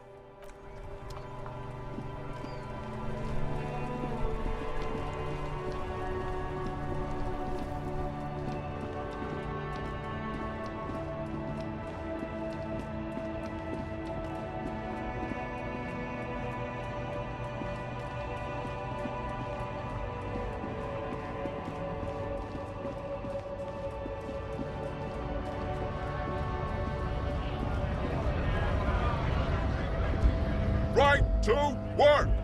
Right to work! Honest, we came here. I have a quick... You think they follow because I'm big? What's it to you? No, don't think we've met before. We're all workers, right? A monstrous shadow high above the fire traps of the domain. Life in the domain below. Broken down, battered people mill on the dusty streets with no... Worked at Territorial. Ring a bell? Uh-huh.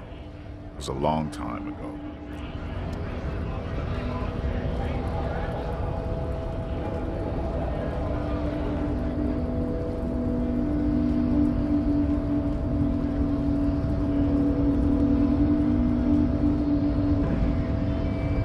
Your race descent has only worsened since I last saw you.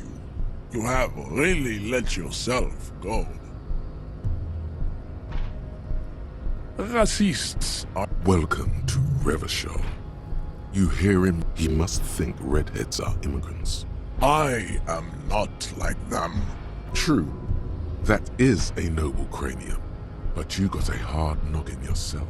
You exhibit forward projection of the jaw. Indicative, it is impossible. This leads me to conclude your racial... He's right there. It's almost impossible to get it. I think this racist is better than the last, but the next racist will be the really good one.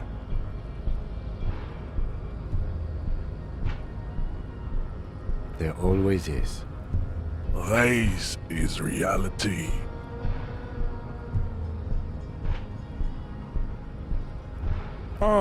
There must be some friction there. He's keeping it well hidden, however. Mr. Clare is a man also. To serve is noble. It takes discipline, jam, individualism. You have gotten these ideas from the... I am not surprised you enjoy it so much. This has happened to many of the side products. The South, we are the few. I am a descendant. The Narrows, no. I have heard about it. I'm from Couron. You have heard enough about our phylogenetic secrets for today. You have extinction to come to terms with. Think upon it.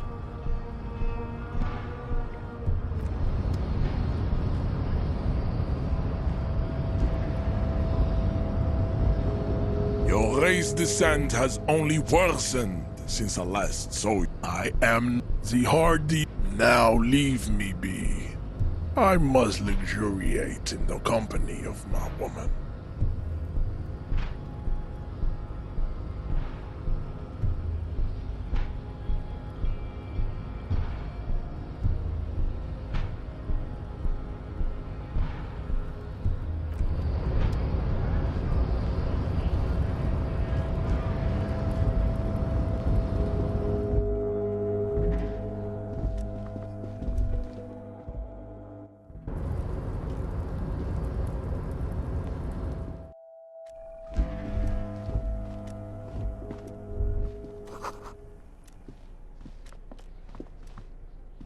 The file cabinet stands steady as ever, and the unlocked drawer slides out. You're trying hard, but the data here is the drawer slides shut.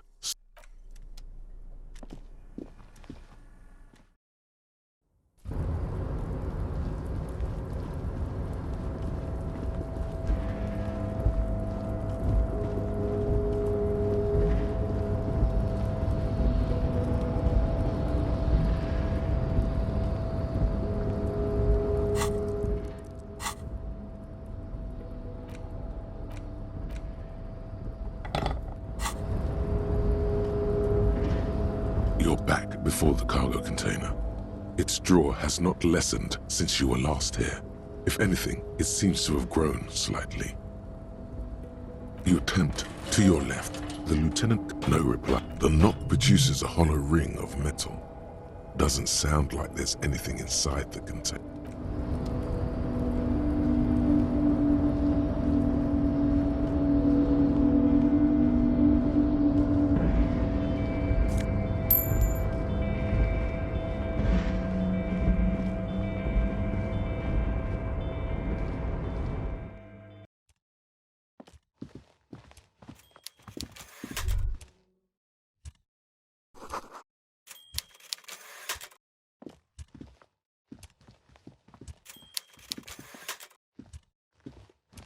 Mr. Dubois, I hear the meeting with Titus was a glowing success.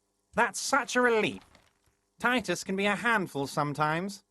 Now, what can Everard Clare do for you today? The Golden Boy returns once more. Wonderful. Simply wonderful, Harry. Of course. I already knew this. My friend, the mailman, confirms the letter is on its way. You've done a great thing today. You've given the children of Martinez a future and proven to be a true man of the left. I can finally trust you now. You're in my inner circle. You too, Mr. Kitsuragi. We can talk about anything. The strike, the murder, your lost gun, nothing is off the table. See, forging that signature really paid off. You don't know his full plan. Perhaps he expected trickery. Perhaps the signatures weren't important. The point is, do not think you're ahead of him. Harry, I've got to be honest with you. Your gun was found 2 days ago. Withholding this information weighed heavily on me, but it had to be done. An old woman has it, and let me tell you, Harry, word on the street is she's a character, so watch out. This must be the woman who bought the gun from Roy, the one he described as terrifying. Yes, the same one. I see you've done your research. The pawn shop made the gun easy to track. Crazy stuff, Harry. Selling your gun like that? Wild. Anyway, the neighbors of this old woman contacted my men because they trust me and the Debarders Union. Apparently, she was waving it around at the entrance to her building. Waving the gun around doesn't sound good. None of this does. As I said, she's a character. I didn't have time for details. It sounds like she's unstable, but don't worry. No one got hurt. Unstable is good, actually. She will be easier to disarm. No, wait. Actually, unstable is pretty bad. Unfortunately, I don't know anymore. You're gonna have to go in blind, Harry. But she's an old lady. How dangerous can she possibly be? Oh, and she calls herself the Pigs. There it is again. The pigs. Like Roy said, not good at all. I, for one, find it refreshing. Finally, someone calls themselves a pig. I already have. Tonight, starting 10 o'clock, near the old fish market on the coast, the one on the boardwalk, a little past the fishing village. Be careful, Harry. I would never set you up for anything dangerous, but you did ask for this. Now, back to the fun stuff. She will be there from 2200 hours till 0200 hours. More fun stuff. Seems like we already have fun stuff to do. Order it. You know my men didn't kill him. They told you. It was a happy accident. You know how it is. No one takes the initiative. If I wanted him dead, I would have had to do it myself. And I'm too fat for that. Why a war, of course. And what do you have to gain from a war? Victory, Mr. Kitsuragi. I have victory to gain. We are going to start a war with the Wild Pines group and win before they even realize there is a war.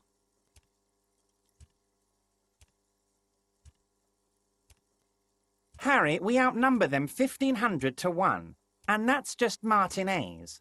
With all the unions in Revachol, and with public opinion on our side, we can hold off 2 men, or 15 men, or even 50 men. The more they send, the worse it's going to look for them. They made a huge mistake hiring those guys. No one likes foreign mercenaries. The leftists hate them, the fascists hate them, even the moralists think they're in bad taste.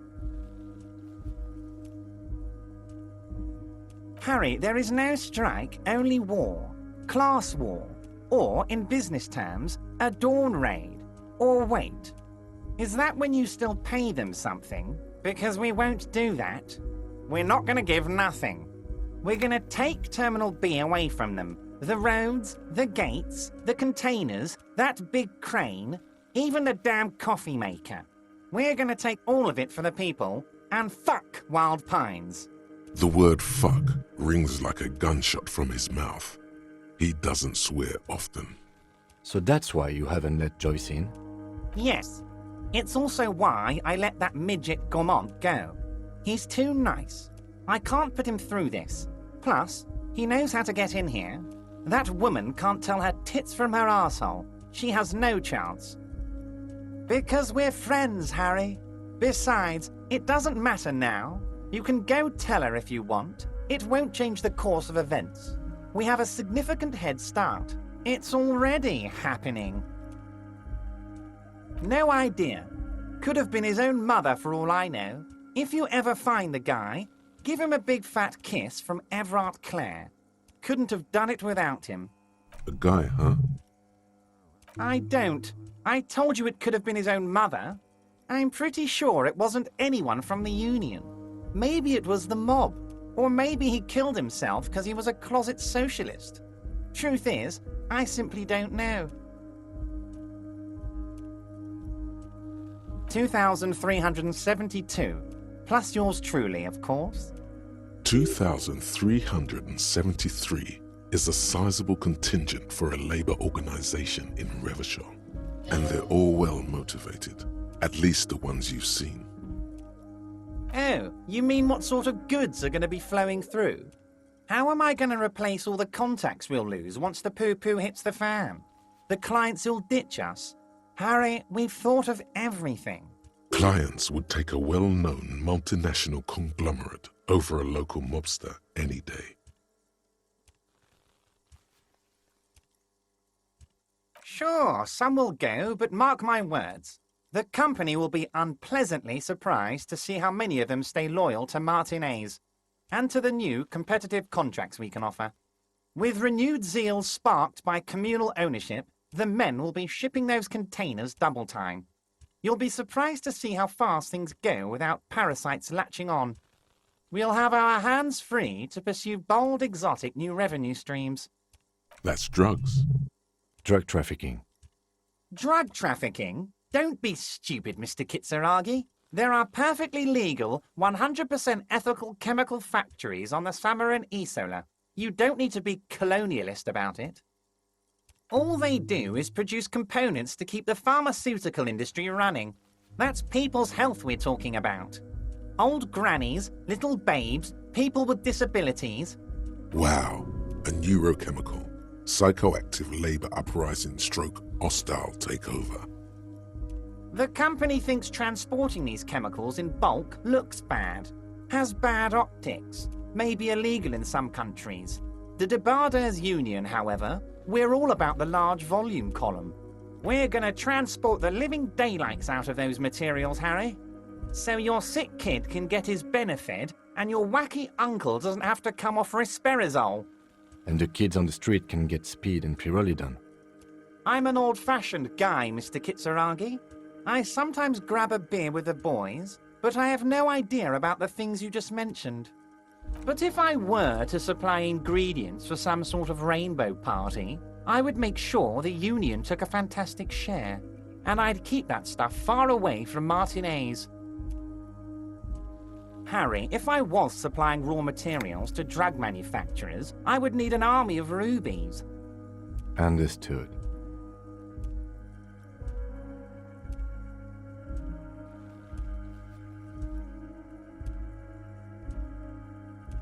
It's also far removed from my men and the people of Martinez who've put their trust in me. Anyway, let's not focus on the sensationalism of the drug trade. This hypothetical drug trade is all anyone ever seems to be interested in. It would only be a small part of the harbour's turnover, just like the harbour is but a small part of Martinez. Let's look at the big picture. Martinez as a whole. There are little girls out there with dreams of making music. Young mothers who want to start businesses.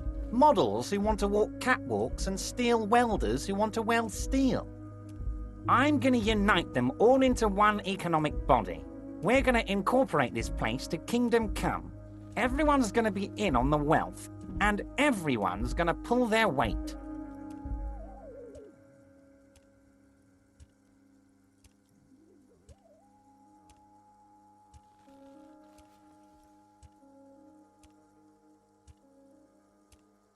Thank you, Harry, thank you. You have no idea how much it means to me, because in many ways, you are that working man. You have already done so much work. Harry, by now you should know I would never do anything tricky like that. However, if the construction noise and limited street access makes some people consider moving, well, let's just say there'll be freshly renovated buildings near the roundabout where those poor people can finally enjoy a significant uptick in quality of life. I'm talking real affordable workers' palaces. He proudly spreads his hands to demonstrate the size of the palaces. They're very large. So the village is doomed. You were there. You saw the place. A wasteland. There's nothing left. But mark my words, officers. We are going to reset it. Reset. I have big plans for Martinez. And they do not include humans living in those pig sheds on the coast. That land will be used for municipal buildings and commerce. Harry, imagine a youth centre supermarket church complex. Employing hundreds, no, thousands of people. The coast will be lit up with enterprise and life. All those ruins out there turned into low-income housing. Harry, enough is enough. We're taking this district back. The war was 50 years ago, for God's sake. It's time to move on.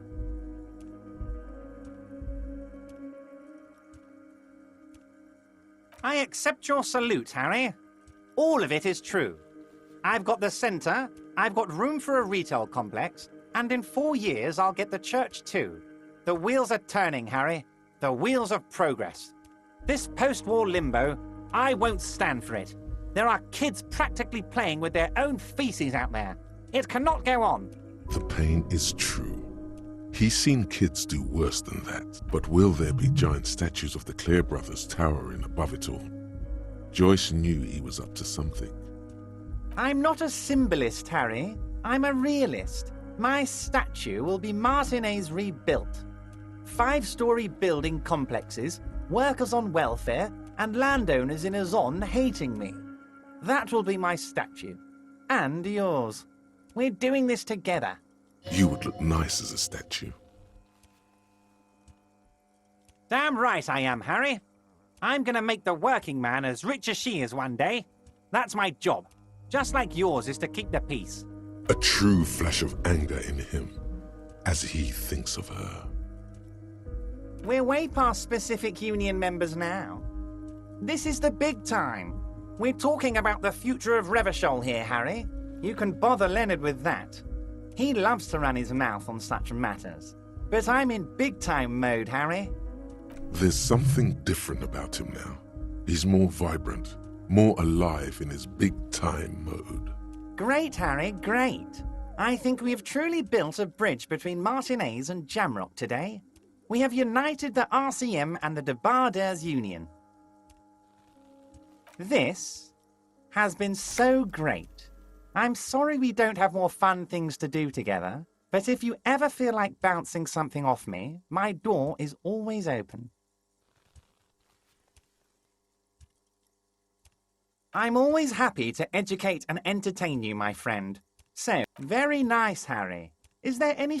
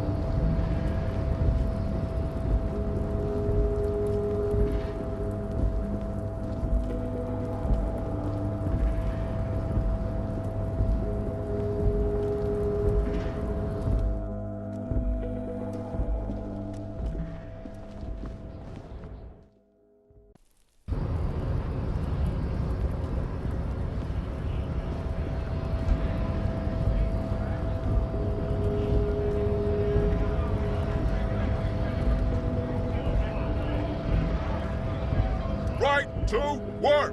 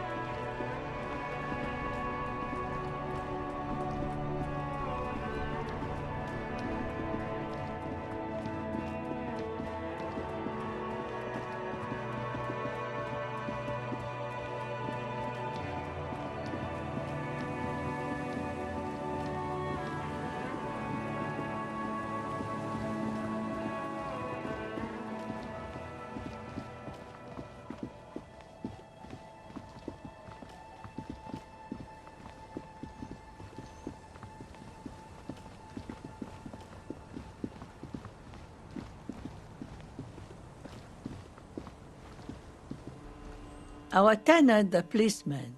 I hope... The scruffy-haired little boy kicks a stone while the other watches him. What bad people? I don't think questioning 4-year-olds without their parents present is gonna crack the case. Then we're definitely doing it.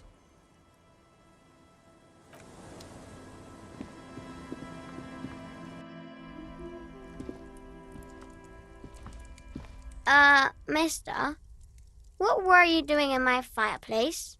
Oh. Okay. Luby. Luby. My mom tells me I'm a big girl, but she doesn't know that I can't say Earl. Or sometimes I can, but then Uller. Kids.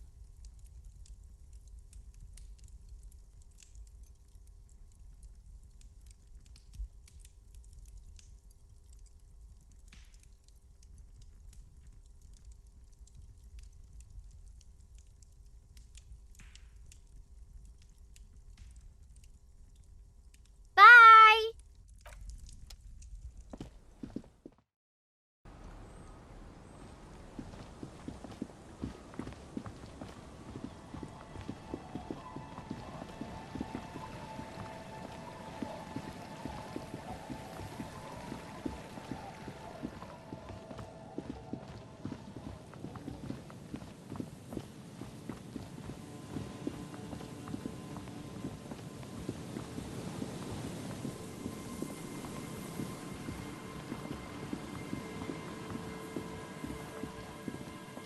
An old door, worn by elements, guards the depot. The wind has blown a sand dune in front of it. The door hasn't been opened in a long while. You see a handle.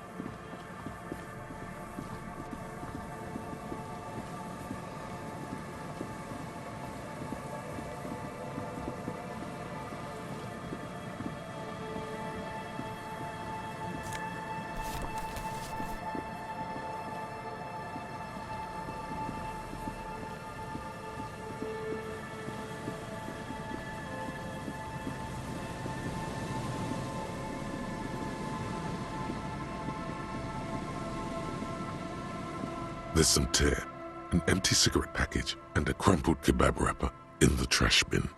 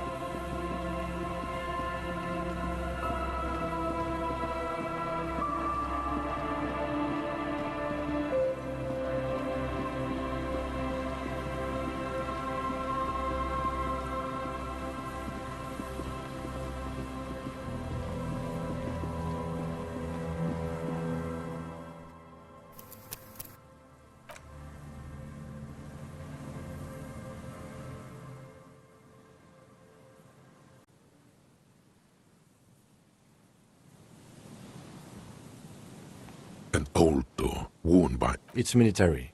The washerwoman mentioned a depot up the coast. It's military. The washerwoman mentioned a depot up the coast. She said...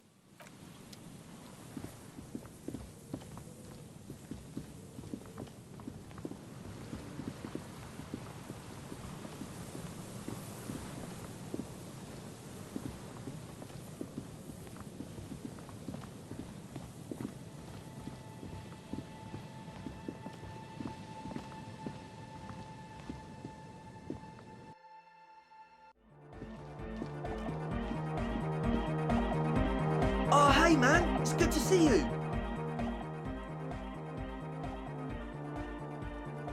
It's to Is that a bald spot? It's hard to tell for sure. Of course it is. Otherwise, or because I'm bald, I want to show my hair. I don't give a fuck how old you think I am. Not 20. Maybe it was a bad idea. Oh yeah, that's a meteor and name for the founding party. Come to think of it, I've never really looked them up, you know? I can't give you a precise definition, but they're a very powerful religious organisation. Yes? Goodbye, officer.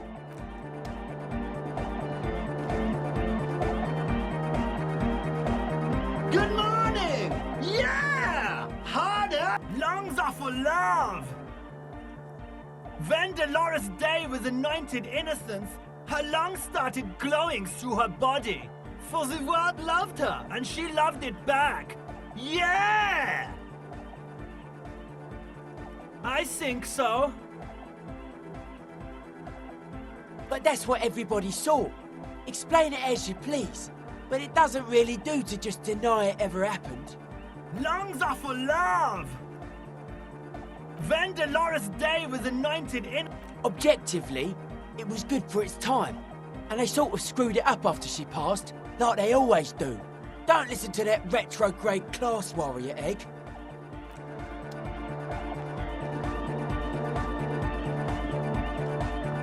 Yo, man. What's on your mind?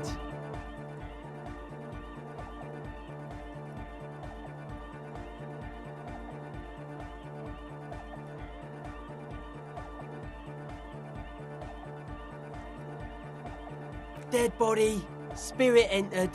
What is there to talk? I don't say much anything as a carpenter anymore. They tried to make me into a reckoner and a leveller. Made me a bit manic, you know. I regret the time I dedicated to that profession and that worker collective. I say things more as a member of the hardcore side dance community these days. Why? You're a cop. I carry carpentry tools. The mass murderer? Why? Are you a commie cop? Then that's why. Communism's just a bloodier humanism, if you ask me. Has her love all over it. She invented the beauty you're feeling.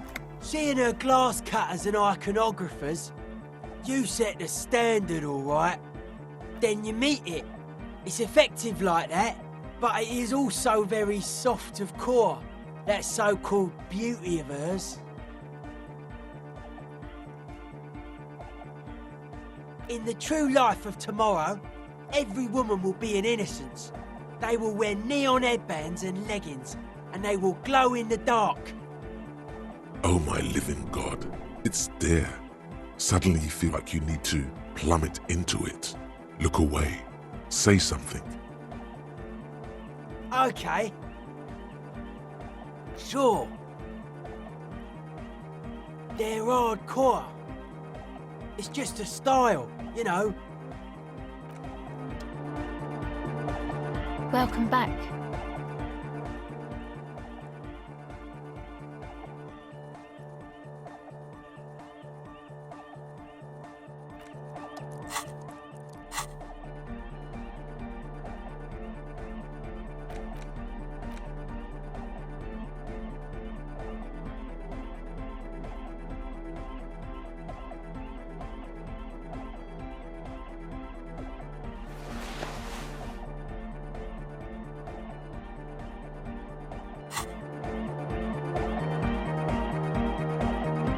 Welcome back.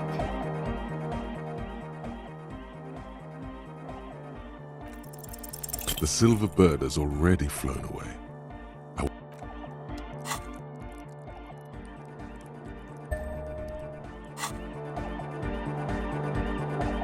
Welcome back. The silver bird has already flown away.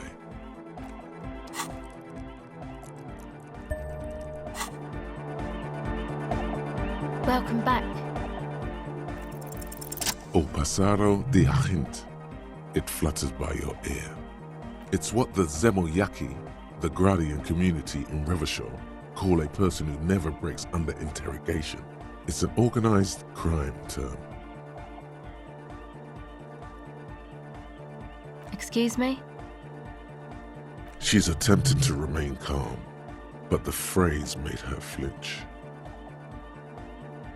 What do you mean? Alright. My father was a Zemyaki. He died years ago. He was a bad man. Not a lot of good things to say about him and what he did. He bought the family a huge house, so we got to live, at least temporarily, in a giant castle in Jamrock. And then he died. What do you think? The competition came and took everything away. It was like in a war zone. So after his death, we had nothing left, and we were in danger. My mother had to change her name, mine too. We left it all behind.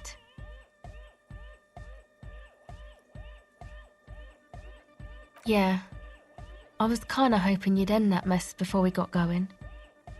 It feels like I've been slowly turning dad-wise into a corrupt business person. A shame you didn't. No. Just no? It's pretty desolate here. I only hear the dogs bark at night and see the shadows move down the coast. Long shadows, short shadows, quiet shadows of local children, loud shadows drunks, and also a shadow made of sticks. You breathe on your hands for warmth. Teenagers skulking around, gang members looking for a hole in the Union's defenses, maybe Ruby too, but she wouldn't be able to tell from here. Exactly. It's our chance to turn the grim desolation into an overwhelmingly fun dance party.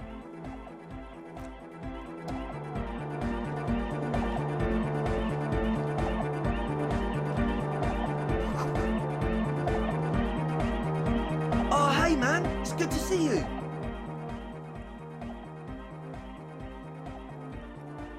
Goodbye,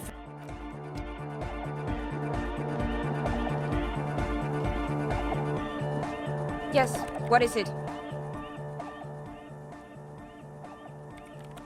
What? No, no one's suspicious around here. The Swallow, you mean? What a freight. Thanks.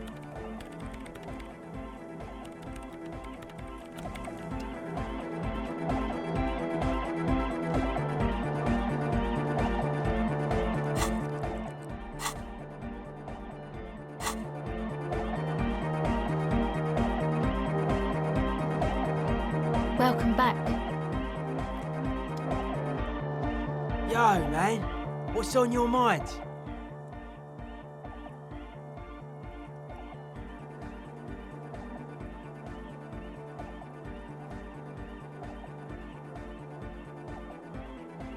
Dead body, spirit entered. What is... I don't. Fucker giving me the evil eye. I didn't know it was in here. We have to get rid of it. Dismantle it. Can't dance with a giant mass murderer looking at ya. Not a good look for the club. Mellow, man, mellow. No one's a mass murderer. This is a house of love. Mass murder on the floor!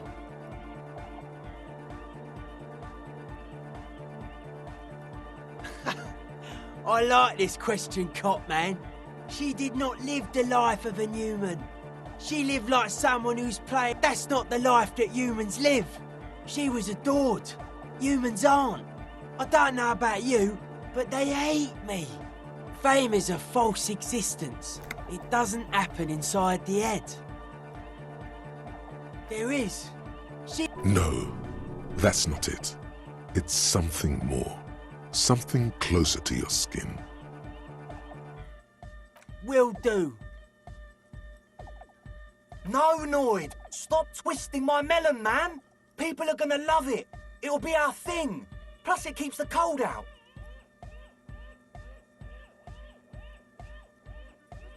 The world spirit, this Arno van Eyck track is an organ. The carpentry and glass cutting that built there is. No. That's the speed freak's eyes narrow with suspicion. As It's not coming down.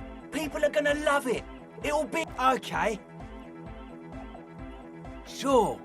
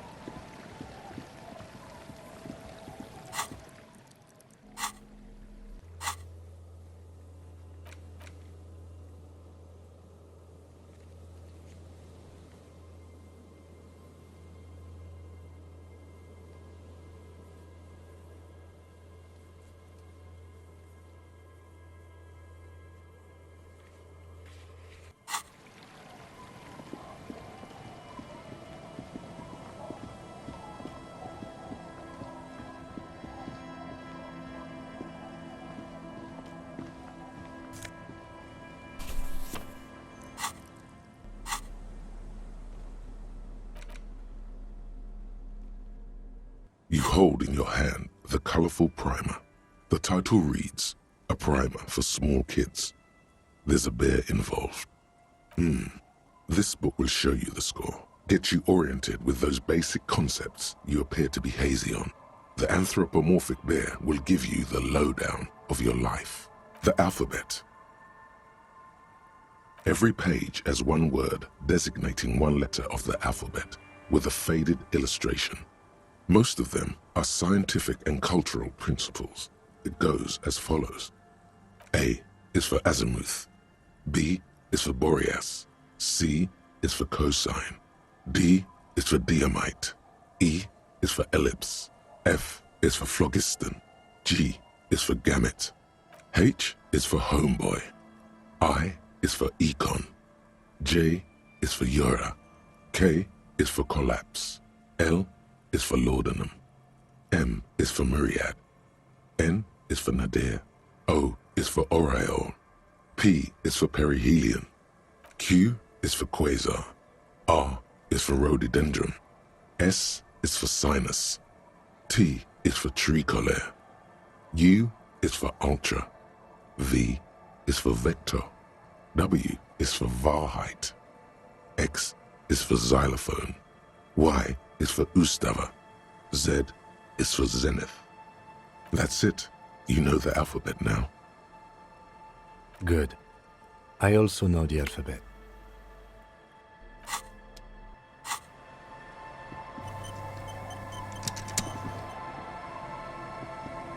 The scruffy-haired little boy kicks a stone. You're stupid. Okay. You're stupid. Just a second ago, the first one was laughing. Now he's doing something with his lips and his gap tooth. There's no system to this. You're stupid.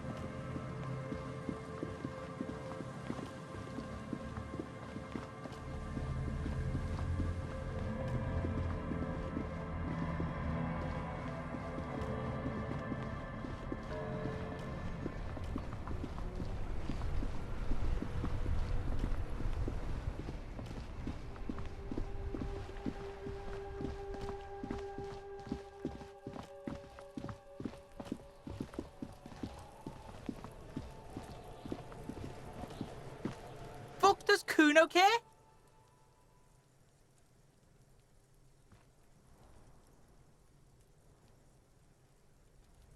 No, Kuno doesn't give a fuck about books.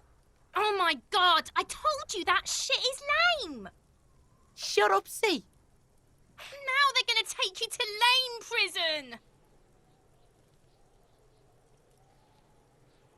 Deny everything, Kuno. You need to lawyer up. Kuno's not gonna say anything without his lawyer present. There's definitely something going on here. Remember his pig's head shack? You should check it out. Fucking right, pig. Kuno's filling bathtubs with that shit. Kuno's a kingpin. Don't be yanking your shit in front of the Kuno. Kuno's always serious, always rolling. Big kilo, but you ain't getting any. Get the fuck off. He's got to at least know a source. Look at him. You need to figure this out somehow. You need to befriend him first. Kuno doesn't fucking care.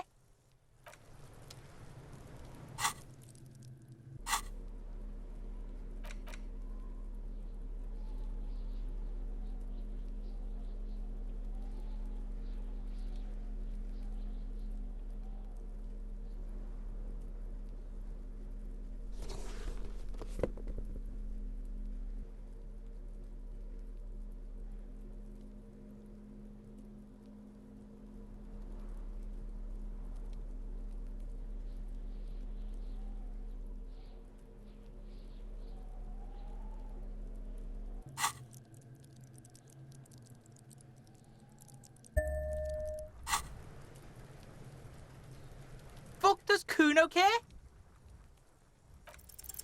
It's not Kuno. It's Kuno S.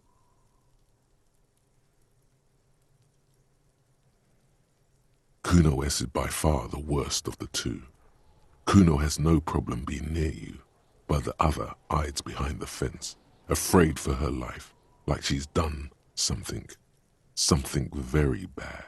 She came up with that psychopathic scheme of screaming for help before. Kuno just wanted to talk to you about his name. Kuno S was the one who wound him up and directed him. Also, Kuno hasn't stopped talking to you, even enjoys it from time to time. When you talk to the other one, it's like talking to a cornered animal. She only hisses and says murder was the case that they gave her. And then there's the fact that she's a girl and appears to be a little younger, certainly smaller.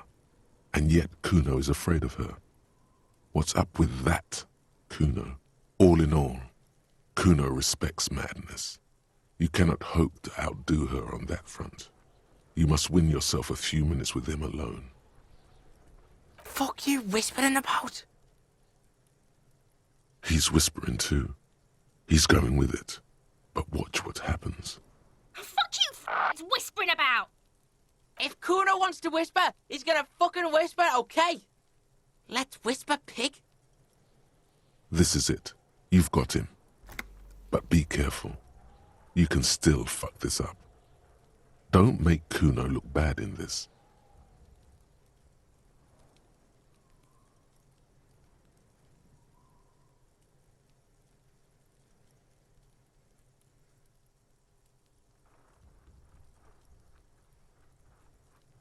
It's okay. The pig's trying to pit us against each other. Not gonna let him do that. Idiot. You bungled. That's it. You let him off the line. That was a bad, manipulative thing to say. You should understand. I got you this far. I couldn't get you all the way. Try to fuck my Kuno! Try to fuck my Kuno away! Me and Kuno are tight. We ride for life. A chill comes over you, the wind from the boulevard south, lashing you for trying to separate them, for trying to take the street out of Kuno. You were too pushy last time. Think this through.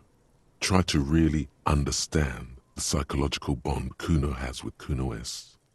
Just look. While Kuno has no problem being near you, she came up with also. And then there's the fact, all in all, Kuno... Fuck you whispering about? He's whispering too. He's going with it. But watch what happens. Fuck you If Kuno wants to whisper, he's gonna fucking whisper, okay? Let's whisper, pig. This is it. You've got him. But be careful. You can still fuck this up. Don't make... Crazy? You don't know the half of it. She's not crazy. She's insane. Dangerous. She's smoked a man. She's done people in. Probably even pigs. Stop talking to him! Kuno, I'm fucking warning you! You're gonna get us into shit! She understands what you're trying to do. Yo, see? Did Kuno not tell ya? Kuno told ya. Kuno talks to whoever he wants. Talk, pig. Kuno's got it under control. You did it. They're separated. He's even turned his back to her, so she can't read his lips. Fuck. She can read lips. You should cup your mouth. Kuno means she killed someone. That's right. She's a killer. Like, actually a killer. His little green eyes are fixed on yours.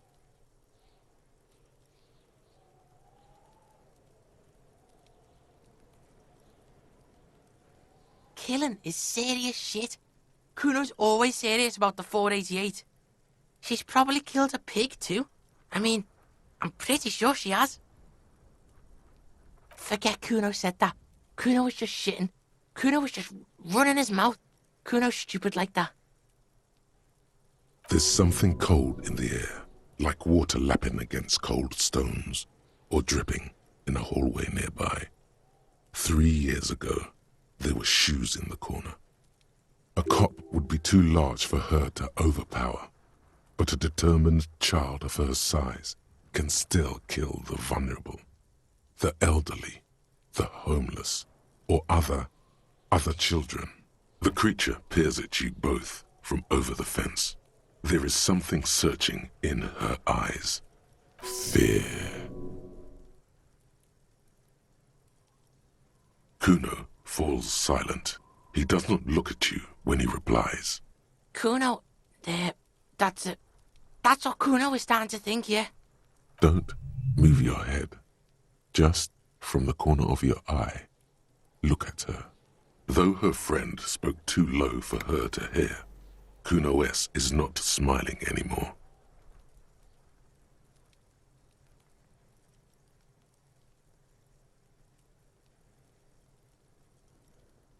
Yeah, she's psycho. None of that kiddie psycho, cat burning shit. She does the real deal. Snuff radio shit. Believe me, pig, you don't want to know. Like the private radio stations Noid mentioned? Fuck knows. She says it's the Song of Air people or some shit. Crazy people. The fucking Nakis. I don't know. Some things are too awful to dwell on. The Nakis and Runkaris might be some kind of defense mechanism. Yeah, she would have liked to fuck him up, but she didn't. Kuno wasn't around, and C was with Kuno. Look, Kuno's gonna put you at ease. We didn't do it. Fuck no, she's not me sister. She's just a stray who got in, like a mad dog or some shit. Yeah, she was just there. What was that, Kuno? She was in the hallway, dripping wet, by the fucking shoe rack, in the dark. Yeah, that's the place. She was just balled up near the closet, psycho style. Kuno's got no fucking idea. Her hair was all wet. I think she pissed on the floor too. She was there for 3 days, in the corner, every time Kuno went out. You know this. The body goes into a kind of revulsion shock. Murder hangover. That's what it could have been. Kill the kid. Yes. Makes them look for a quiet, dark place and just hibernate there. Usually goes on for a few days, up to a week. Must have been her first one. You only get it on the first one. I dunno. Someone left the door open. Kuno comes home. She's sleeping under the desk, under the pile of clothes, like a dog. Someone left the door open. It was him. By accident or... On purpose. Kuno's dad doesn't give a shit. Doesn't even see her there. Or thinks it's fucking Kuno. Shit's all on Kuno. How's Kuno dealing? Kuno's dealing just fine. He doesn't need you fucking with any of it. C doesn't either. Kuno's got this shit under control.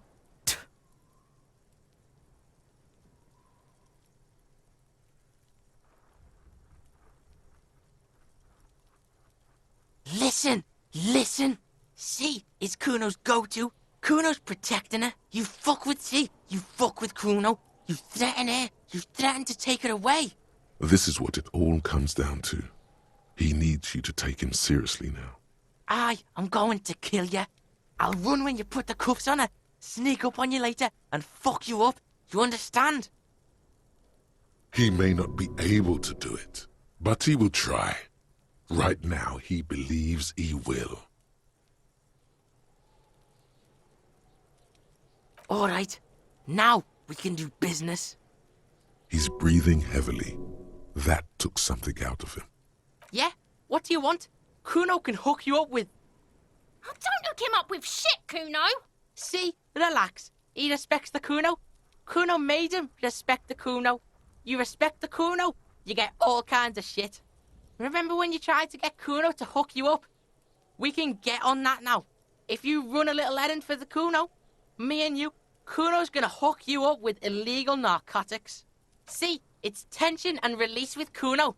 Now we releasing. The pan buying shit, that's on now too.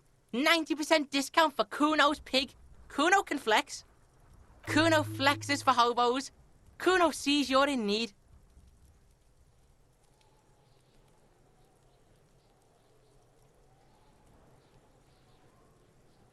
Here, pig. We're full now. Performance buddies. Kuno can already see you soaring through the air like a fucking eagle. Pig's in Kuno's debt now. Money debt. The fuck about it? Your test. Get lost, Kuno gets it from his dad. Kuno and his dad are major suppliers. That's where Kuno gets his lightning on. Problem is, Kuno and his dad had a little falling out. Now junkies clawing at Kuno's door. Streets going mad. Kuno's got to throw his dirty popo man at it.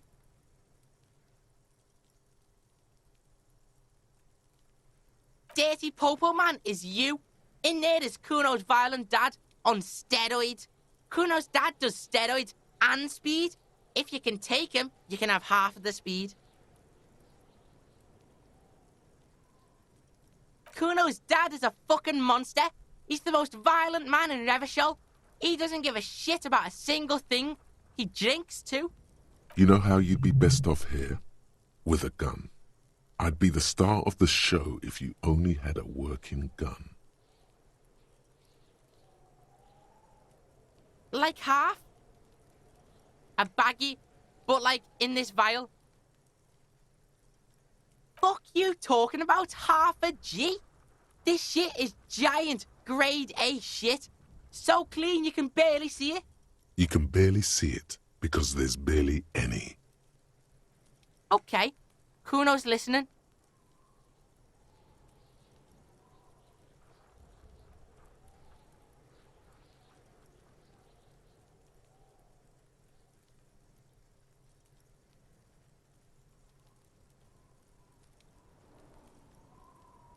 Sure, whatever.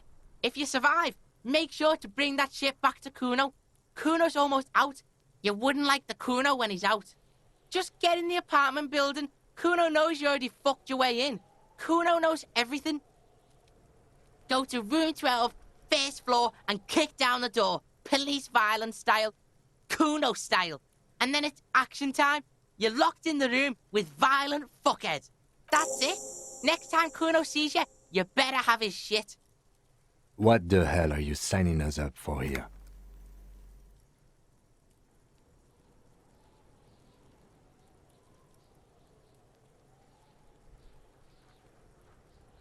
Okay then.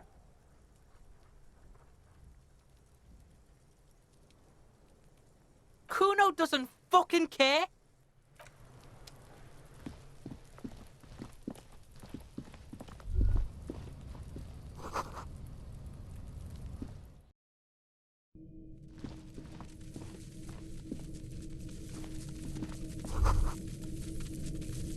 All around you, the hisses and chirps of locusts fill the musky air.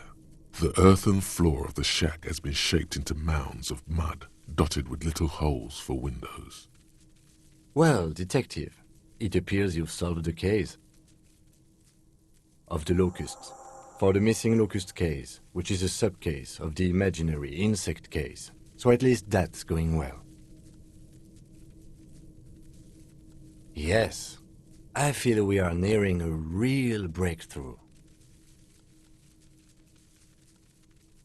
If anything, the presence of the locust points to the opposite. The phasmid did not take the bait from the traps. It was Kuno. The phasmid doesn't exist. But what do I know?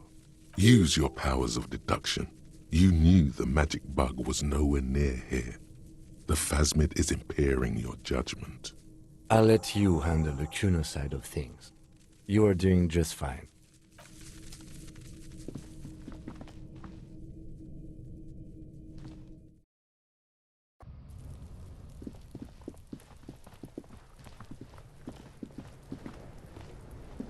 Fuck does Kuno care?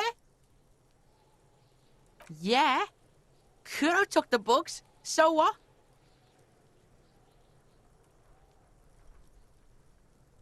It's not Bugtown, it's the city of locusts. Locusts aren't just bug shit. They come out of the sky like a fucking shadow. Shit descends. Stop! You stop. It's like they're fucking night. Locust City, Night City, City of Rage. The girl forces herself to watch again, the corners of her eyes twitching from discomfort. The lameness is causing her physical pain. The damage may be permanent. Kuno, the pig wants to help you. Oh, that's how lame it is. Please just don't say you're... An artist? Maybe I am an artist. You hear that, everyone? I'm a fucking artist now. Oh my God, Kuno! He's gonna make you totally lame in, like, 3 seconds. Don't let him, Kuno. Yo, fuck you, see? Kuno can be what Kuno wants to be. Kuno's his own man. Kuno's free. Kuno made himself into Kuno. Kuno can make himself into anything. Kuno can make himself into a pig if he wants. Kuno can make himself into a... Kuno doesn't give a shit. Don't make yourself into a pig, Kuno. You'll have to take me away. In it, you hear snow melting, dripping from the eaves. Someone closing a window.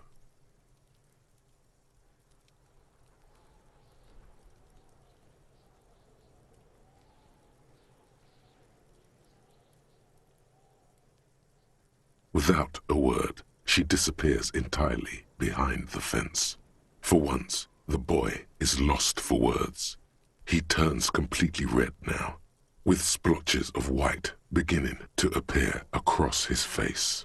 Use this momentary confusion to take control of the situation.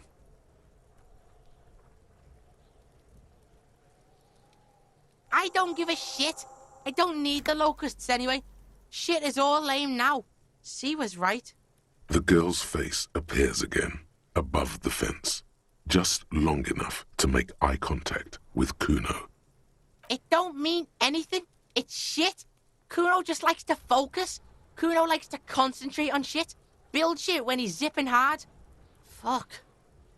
Pig, you really shouldn't have fucked with Kuno City.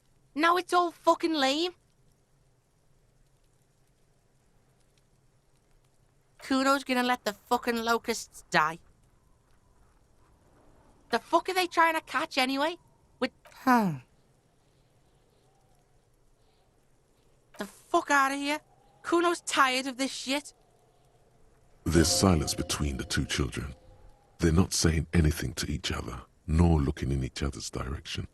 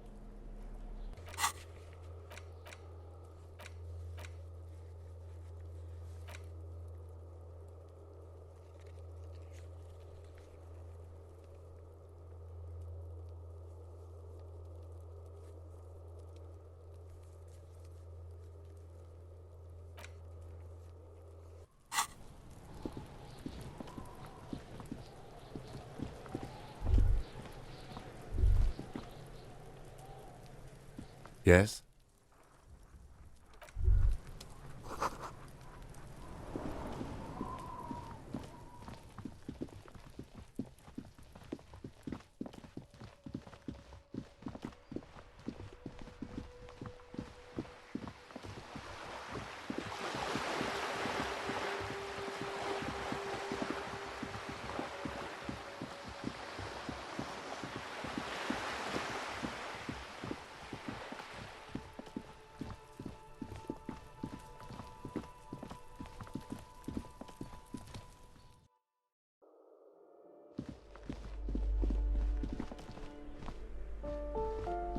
A shabby door hangs oddly on its hinges, secured to the doorframe with a safety chain.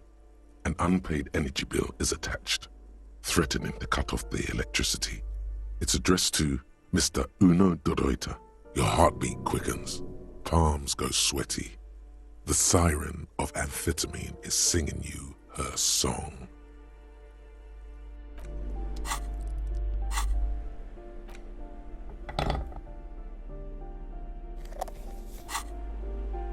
A shabby door hangs oddly on its hinges, secured to the doorframe. Snip. The cutter goes through them like dead leaves. The links fall to the ground on the other side of the door. Don't let the quiet fool you. The beast is in there somewhere, ready to rip you to shreds with a broken bottle. I know there's no stopping you, but let's at least make this quick.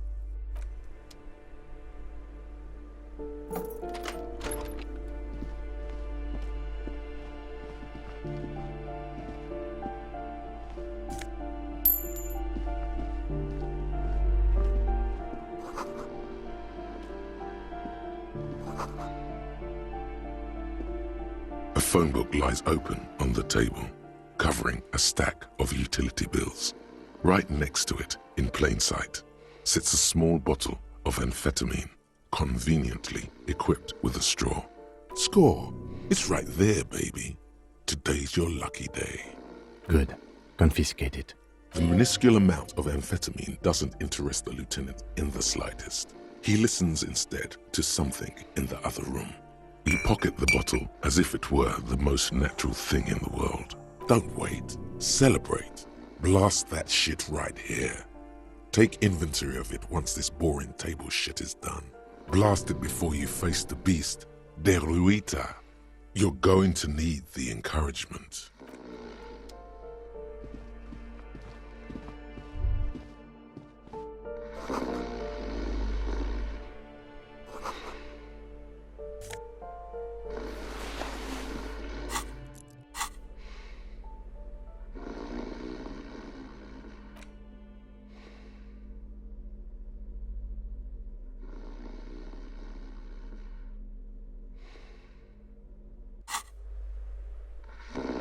Bundle of clothes heaped on the bed, a stained parka, some towels and a duvet, some socks even. In the dark, it looks like a nest.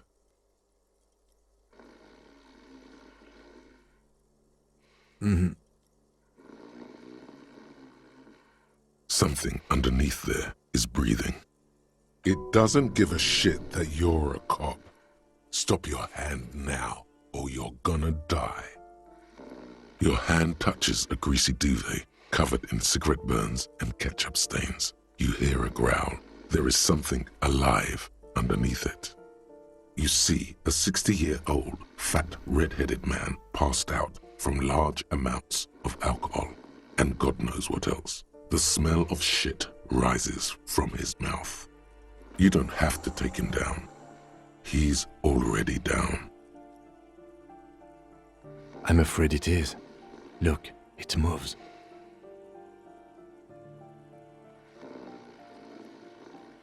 And look, the other foot is camouflaged by a striped sock bearing the name Max Tor on the sole.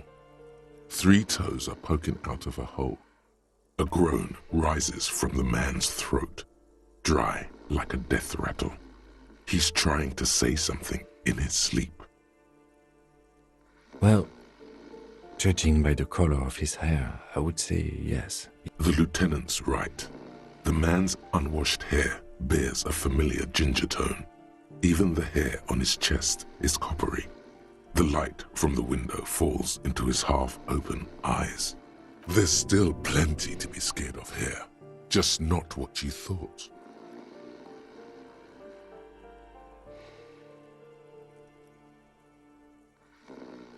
I think he's still quite bad. I mean, what he has come to. This man won't be feeding his family anytime soon. Not that he was, but at least he won't be beating his son. A pair of half-open bug eyes is staring back at you from the dark, empty, and frozen. It's clear that the person behind them is not awake. His half-open eyes give him the look of a dead man, but he is in there and not enjoying himself. Can't you tell? It happens to exceptionally committed substance abusers. They fall asleep with their eyelids still open. Not a pretty sight.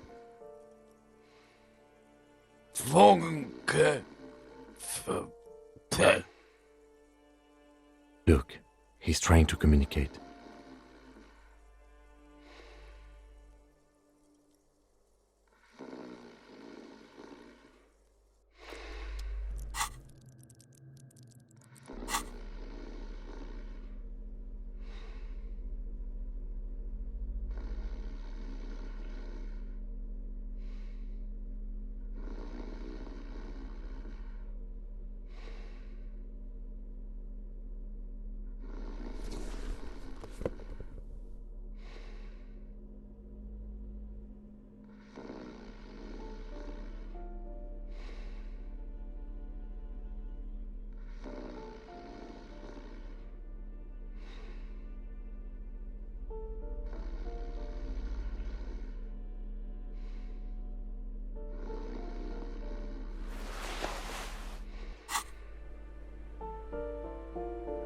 The aging alcoholic is still there, breathing. The air in the room is stale. The man groans once again, but his tongue keeps failing him. It's impossible to make out the syllables. A hand emerges from the blankets, trying to gesticulate something. And then it dawns upon you, clear and surreal. Pigs, he says. He's trying to call you pigs. His hand falls back on the bed, limp and defeated. A loud snore escapes his mouth.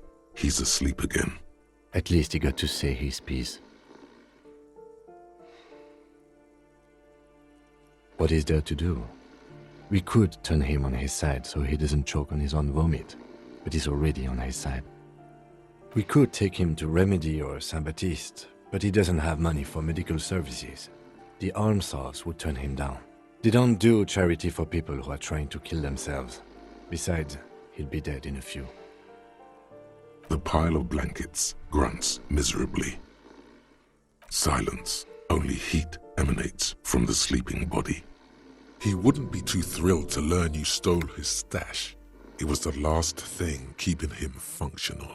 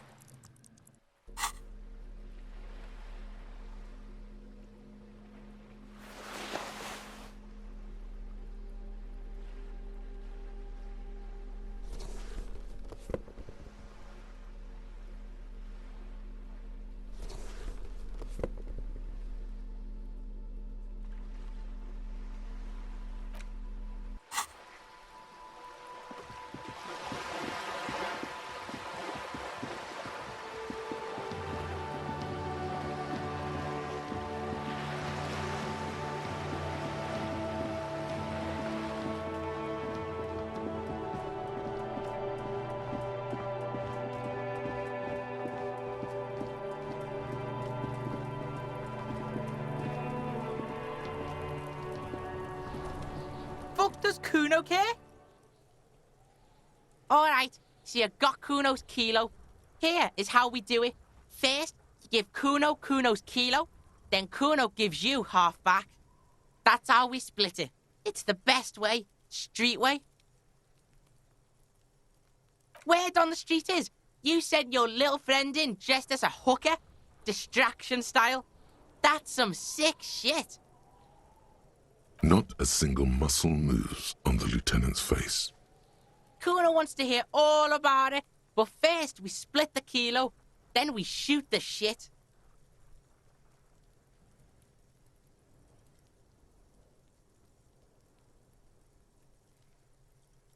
Kuno knows what Kuno means.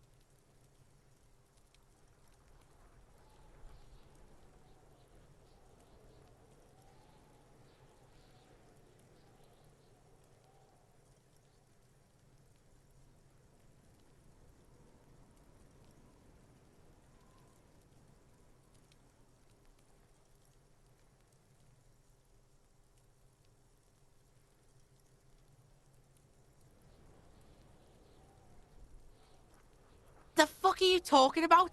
Getting Kuno all worked up for nothing? Kuno doesn't fucking care.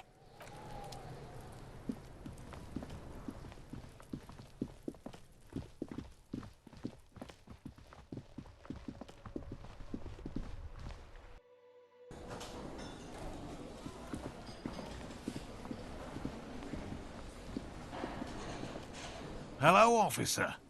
I think I almost have it. A new trap design. So it was just a child. Thank you for telling us, sweetie. This is good news, right? It means we can try again. Yeah, you're right. We just need to restock the empty trap. Then we'll need to inspect the traps one more time. And then maybe we can. He has a 38-degree fever. His resilience has given way. Darling, I told you to take it easy. You're getting sick. Maybe it's time to go home. You're right, you're right. We can come back next season, when it's warmer.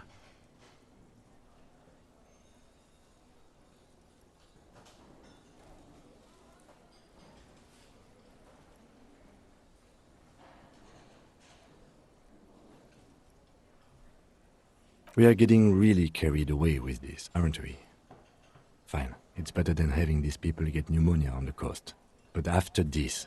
Really? It's too much, officer. What Morel means is we're grateful for your help. Here's a fresh batch of locusts. They should slide right down the funnel. And thank you again. We will definitely mention you, should this lead to a discovery. I'm not talking co-discovery, of course, but, Wow. Co-discovery. You'd be famous. You'd show them all. This does tingle the pleasure center. This would show them all. We need...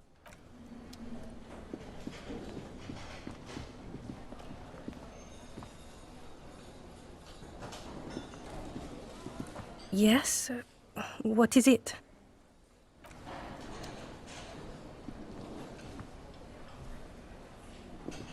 Again? I can't believe this shit. Okay, why not? Let's do the whole thing over again. We're not wasting time. There is no time. I get it, okay. But what is the motive? That would be my first guess, yes. I don't know. Why are you? It's like you felt it would be intellectually stimulating and would lead somewhere. A custom even? Strange. You know what? It must be because he's buff. He looks like he works out, like he's got the devil on his back. Oh my god, there's more. You want something more? What is it? I'm going to say... Okay? Jean. Okay. I was clearly... Okay. Let's be crazy. Let's say you and I are partners. How's that for a thought experiment? No, because in this thought experiment we are police officers in a police station. We don't do crimes. We're not crime bros. Come on, stop it.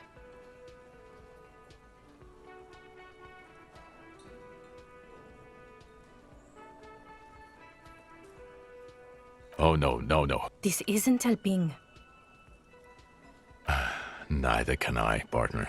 Neither can I.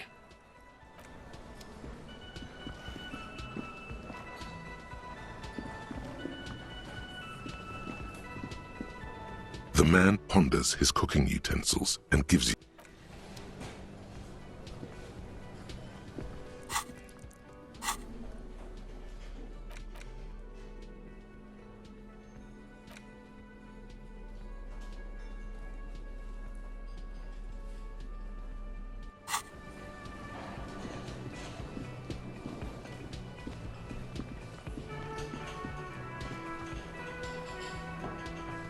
Hey, was there something you needed? No, you don't. It's not happening. He tries not to look at you. It's dangerous to acknowledge the karaoke man. It's for the... It's for no one. It's a prop. I'm not letting anyone use it after the great karaoke catastrophe of '44.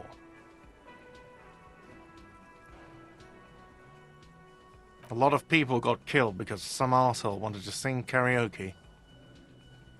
Okay, yes, it's for some clients. Ha! Well, we don't have any tapes. They all got stolen. The man in the vest and the violet shirt stares at the tape you've just given him. He begins to frown, hard. This is the look of a man who's defeated. He knows he's out of excuses. Fine, fine. Climb on that stage and do your thing. Just get out of my hair. I'll plug it in for you. Damn this karaoke machine. I'm having it uninstalled, he mumbles to himself.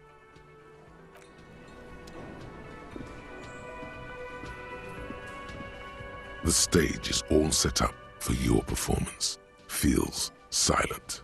You can hear the pellets creak under your feet. You feel a little dizzy, a little unsteady suddenly.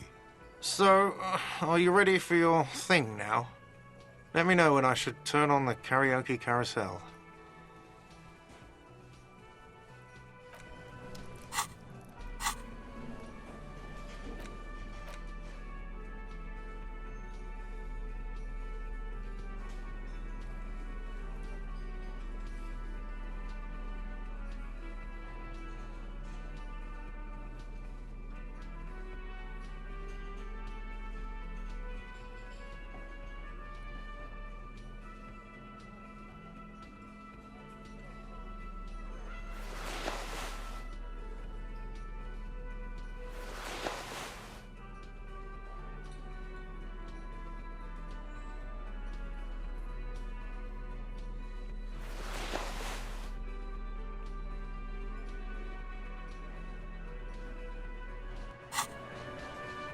The stage is all set up for your performance. You feel a little... So, are you ready for your thing now? Let me know when I should turn on the karaoke carousel. I can see that. Immediately, a loud feedback noise startles the room. You feel like an amateur. How are you supposed to hold the mic? Should you just sing into it? Where should you stand? Hands. Where do you put your hands? Does someone feel like throwing up? I do. A little. The bar is full and buzzing with chatter. No one is paying you any attention. But still you feel your knees turn to noodles.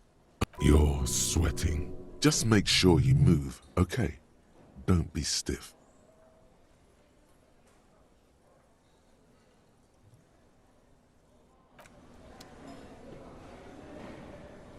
The stage is... You feel it? So, are you ready for your thing now? Let me know when I should turn on... The air is thick with anticipation. Someone dims the lights as the music starts. Okay, here we go.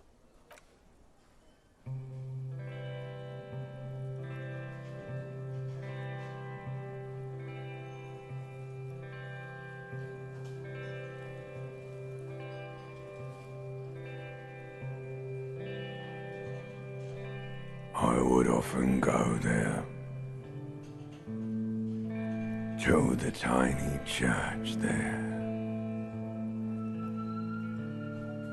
The smallest church in Saint-Saëns. Though it once was larger. How the realm may rest there.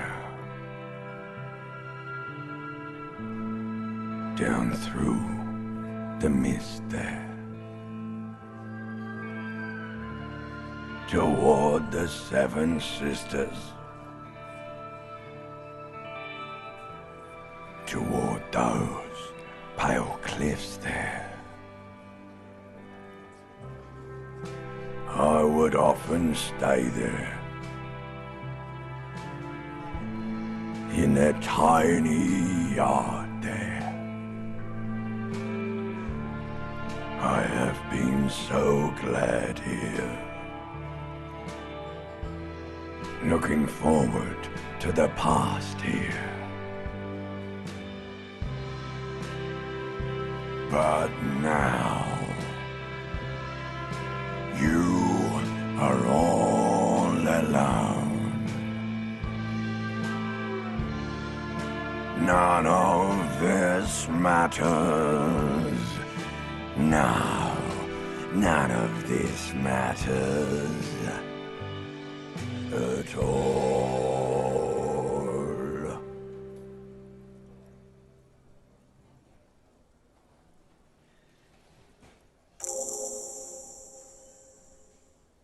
A lazy applause fills the room. You feel your hands shake as awareness of your body returns to you.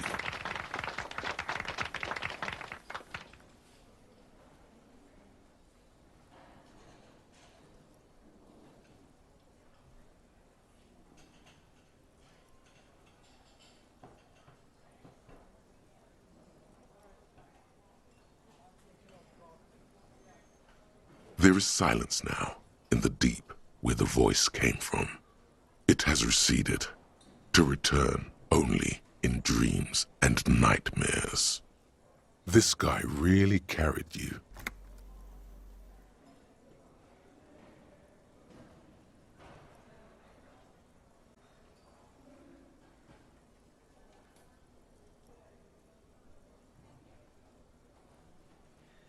The microphone amplifies your voice in an uncomfortable manner.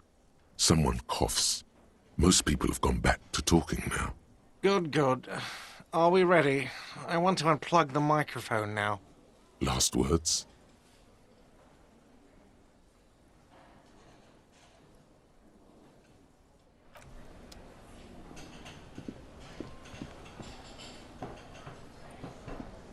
Ah, smallest church in Saint-Saëns, right?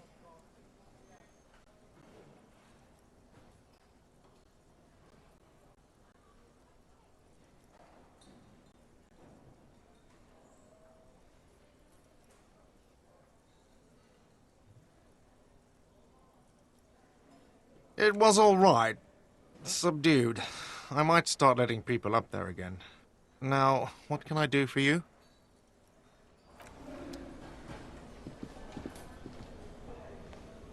Again? I can't... He might be wearing a disguise. Yes, it's a hobby of mine. Yes, it's a hobby of mine. The man doesn't reply. He's too busy furiously squinting at you, trying to get a good picture of your jacket, no doubt. Yes? What is it? That was pretty good, Harry. Wasn't it, Jean? Whoa, how does she know your name? She probably heard it from somewhere. You have to be more careful, karaoke star. Names are dangerous. Huh, that was...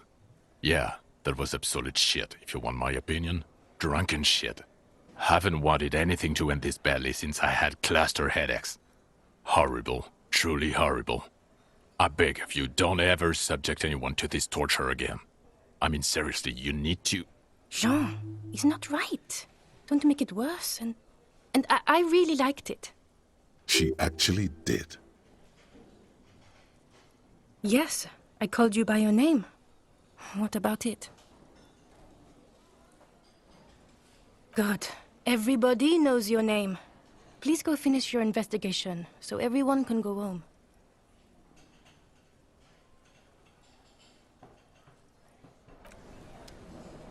Again? I can't believe... I'm going to say no. Okay? Jean. Okay, I was clearly wrong. Okay.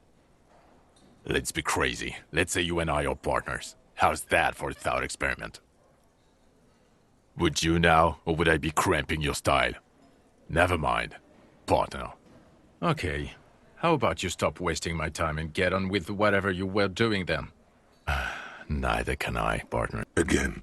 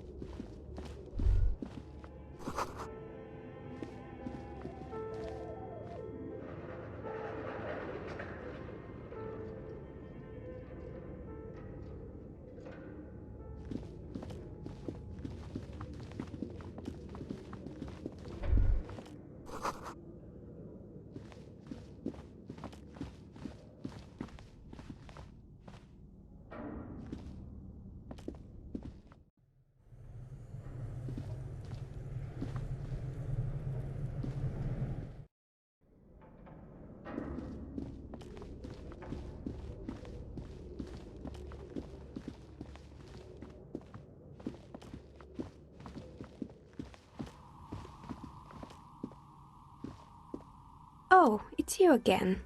Are you looking for a dye? Aside from getting naked, you're not sure what else to do.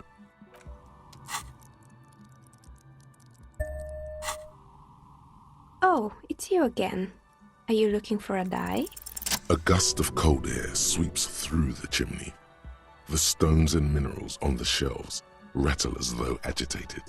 For a moment, it almost feels as though you're outside the building, exposed to the atmosphere.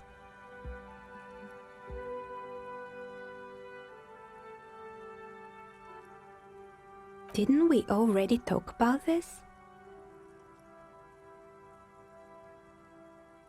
What are you talking about? My address is exactly the same. Rue de Saint-Guilain 10. No, the old coal plant that used to be here was subsumed into the new venture.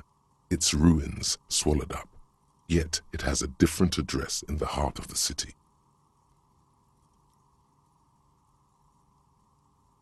This doesn't make any sense. Are you saying my business was spared because of a technicality? Where is this coming from?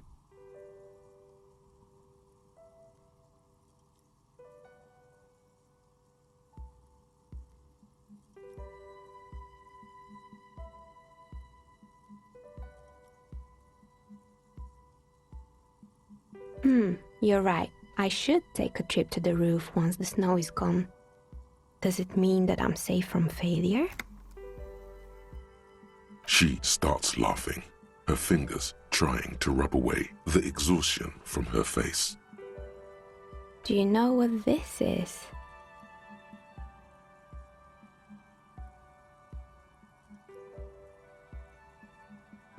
It's a mourning ring.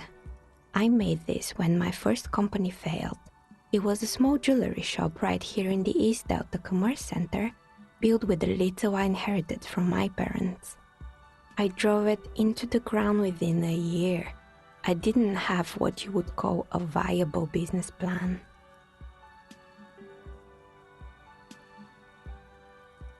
No, you're right. I didn't. It wasn't just the jewelry shop either. I always thought that it was just the world, you were supposed to try again and again until you finally succeed. And now you're telling me what? That it was all because I didn't run my little shops and ventures from a dump inside an abandoned chimney? Yeah. Or maybe it's the entire world that's cursed. It's such a precarious place. Nothing ever works out the way you want it. That's why people like role-playing games. You can be whoever you want to be, you can try again. Still, there is something inherently violent even about dice rolls. It's like every time you cast a die, something disappears. Some alternative ending or an entirely different world. But anyway, thanks for sharing your theories, officer.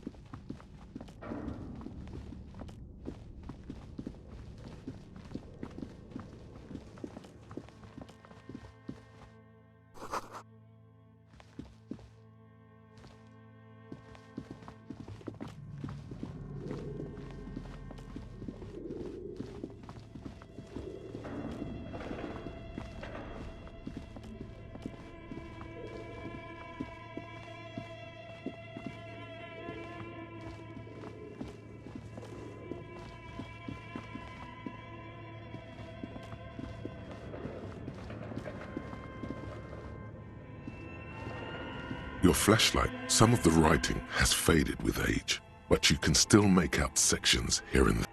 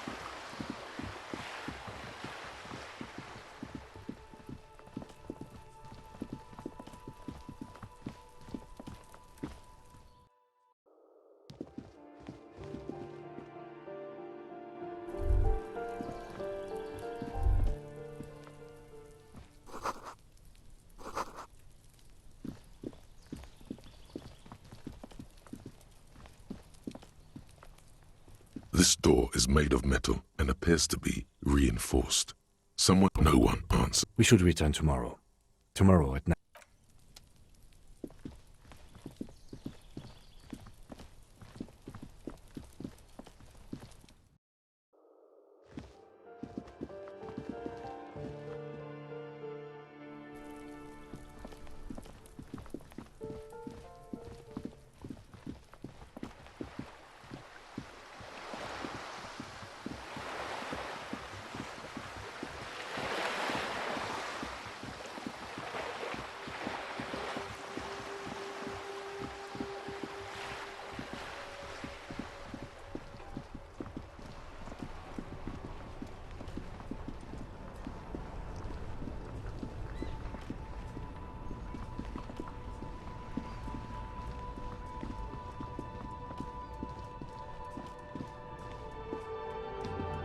Everything's still cool here, officer.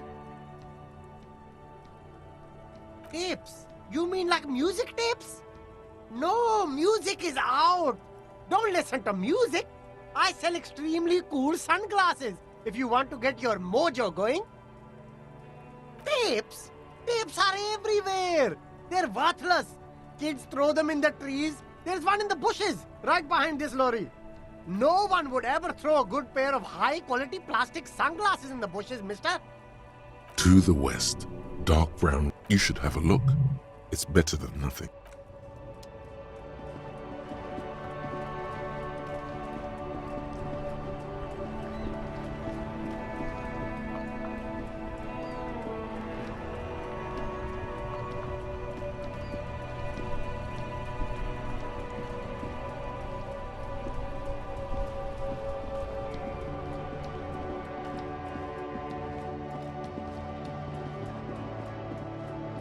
The hawthorn tree on Rue de Saint-Gilles Lane. Bronze-colored ribbons of magnetic tape are caught in its branches, fluttering in the breeze. Just like promised, you've stood here for what seems like eons, guzzling the sickly fumes of lorries and carriages. Patting the tree reveals a small sticker which has almost been worn to oblivion. It reads, RCM Emergencies Desk, number 8102, underneath a slogan, Mankind, be vigilant. You tree-hugging pansy. The gnarled hawthorn tree on Rue de Saint-Gilles Lane. A wintry breeze blows by, with slow and deliberate motions, pulling, bending, and unraveling. You manage to extricate the magnetic tape from the branches. It curls up into a mess inside your pocket. If only you could find a way to re-spool it, so that you could hear what's on the tape. Maybe Roy from the pawn shop can help you with this. What's the tape for?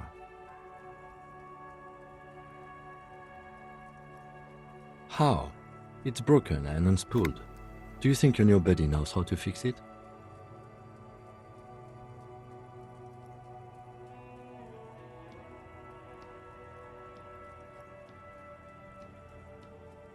All right. You could also get it fixed at the pawn shop across the street. We shouldn't waste our time. You know, since tape spinning isn't really our day job, solving murder investigations is. Good idea. He might have the tools. The tape projector in the pawn shop uses similar tape.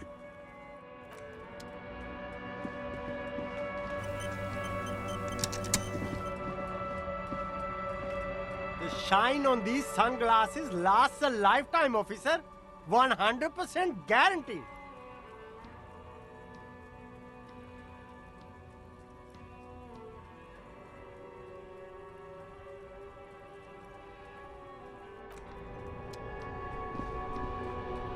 The speakers below are banged up and worthless. The sneakers triumph over them. They're the star of the show. A pair of found dedicated. Those sneakers. Only? That's madness.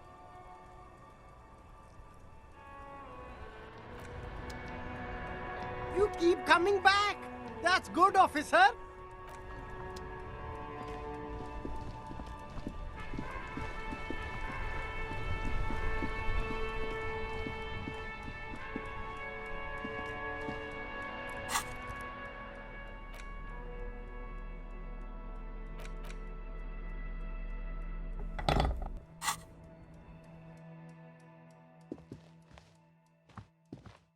Hello, hello. Let me know if I can help you with anything. You mean re-spool it? Yeah, I do, but I'm not some Mr. Fix-It. I'm a pawnbroker. If you want to pawn the tape, sure. Although it looks pretty worthless. Just explain why you need this so much. He's bound to understand. Huh? What do you mean? Yes, what about it? Is it any good? The music, I mean.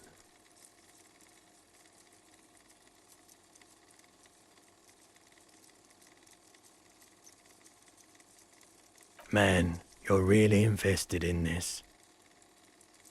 Okay, I'll help you out. It's going to take a moment, though, so just sit back and relax. You take some time to look around the store. The play of visuals all around the pawn shop is mesmerizing. Suddenly, Roy turns back to you with a reel of tape in his hand. Yeah, my pleasure. I do what I can for true passion projects. Just try not to use this tape for negative photon emissions. Take responsibility. Okay. Sure, let me have a look. Anything else you're thinking of selling?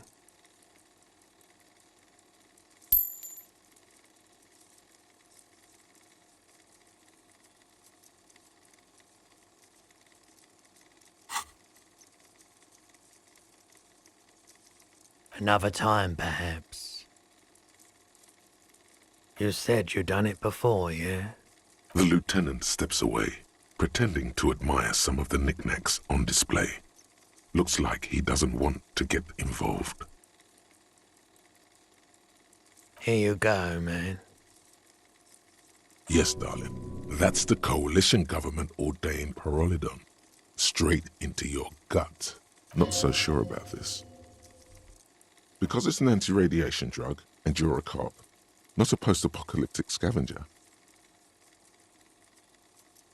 Of course.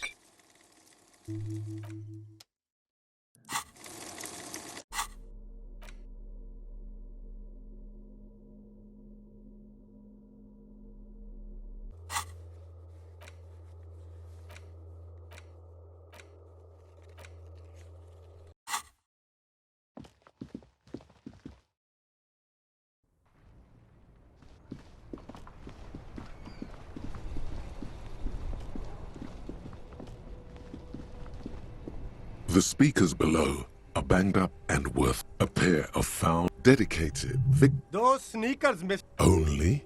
That's madness. No way, officer! These aren't for sale. They're bad speakers. Low-fi socialist junk.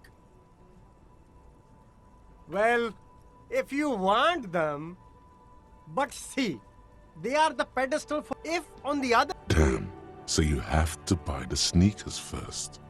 Super cool! Now the premium lifestyle is yours, officer.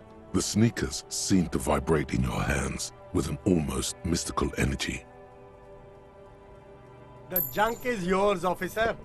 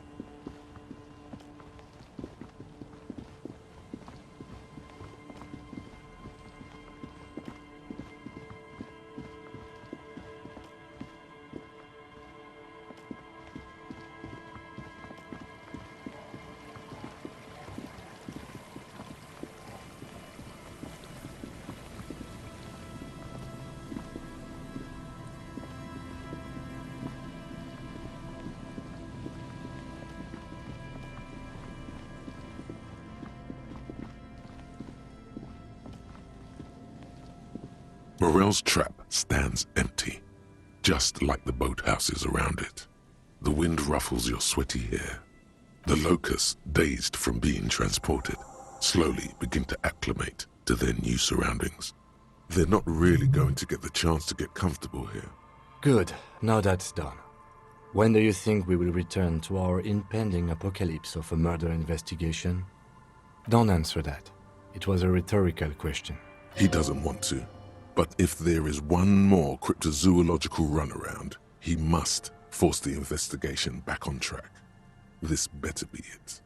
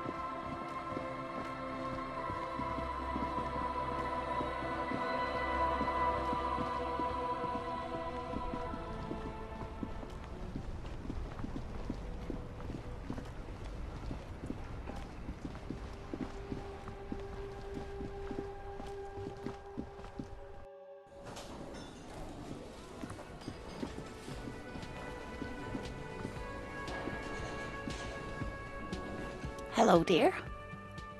Thank you for doing that, dear. Morel still isn't feeling well. I convinced him to stay at Gary's to get some rest. I'm afraid the cold has really gotten to him. I'm sorry, dear. You've had to drudge through them so many times. Such is field work. A young person's game, as they say. Morel will eventually, or we'll talk Gary into going back out, perhaps. The lieutenant stares at his shoe, caked in mud. He doesn't say anything.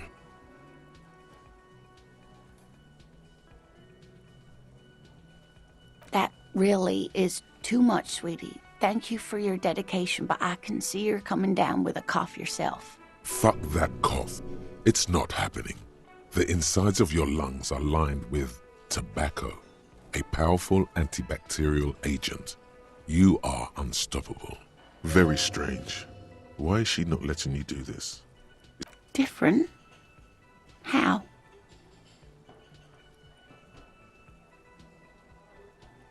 I'm not.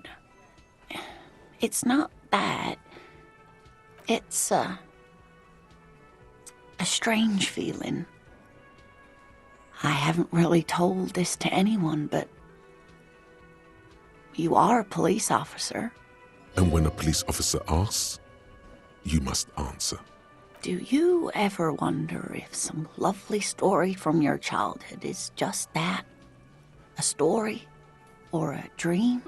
Hunching her shoulders now. She seems even smaller than she is. Like a sad young girl. Seeing the Insulindian phasmid was just a story I used to tell people. I didn't really think about whether it was real or not. Morel's so proud of it. He always tells everyone.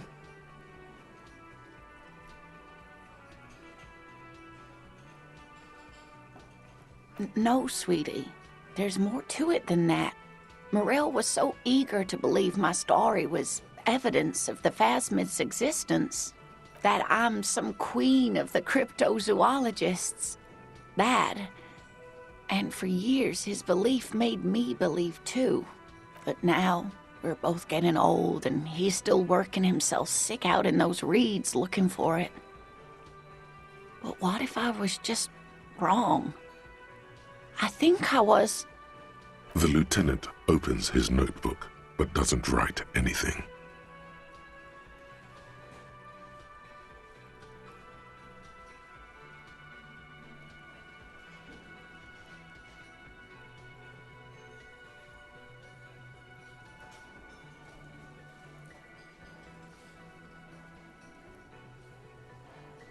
I'm not sure of anything.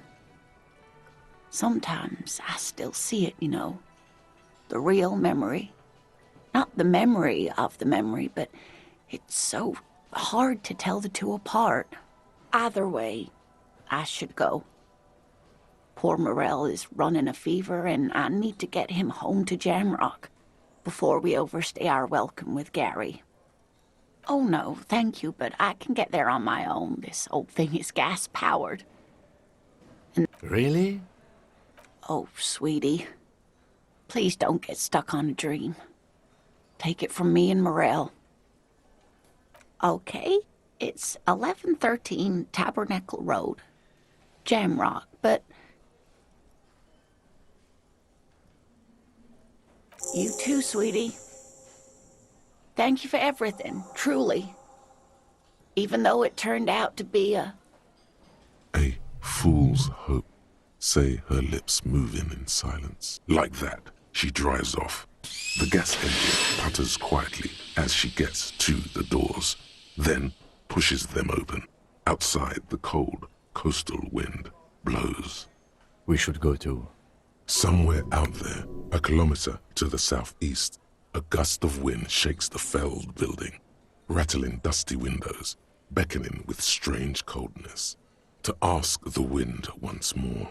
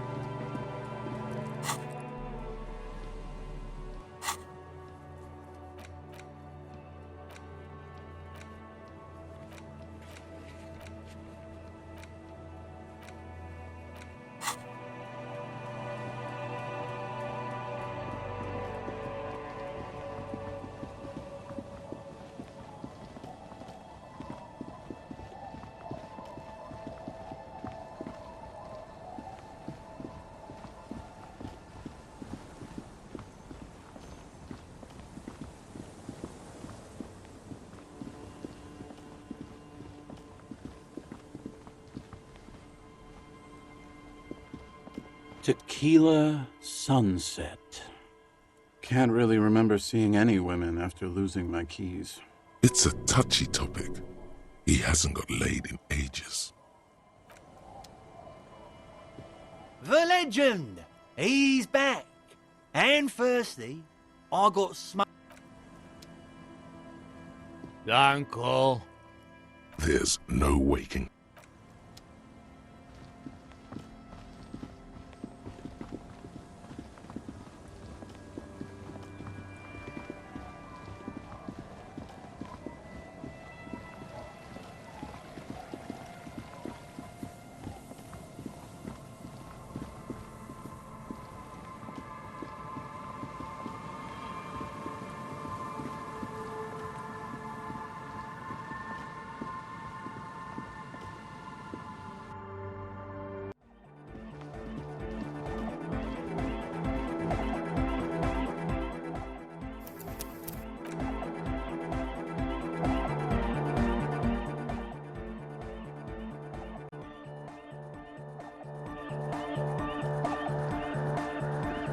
Good morning! Yeah! Hardie!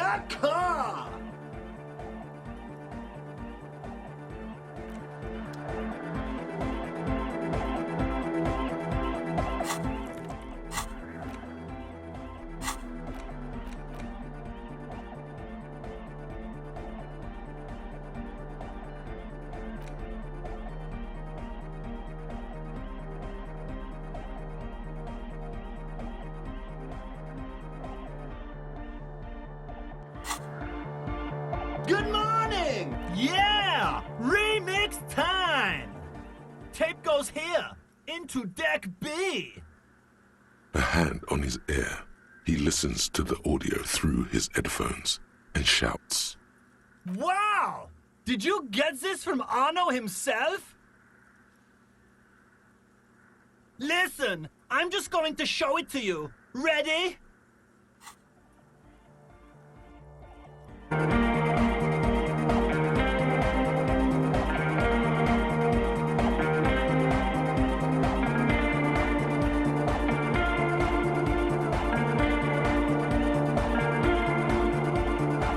Wow! Here's that? The signs match perfectly! Now, if only we had the beat for the full assault, it would be unbelievably hyper! What is this? It's good. How did you guys do that?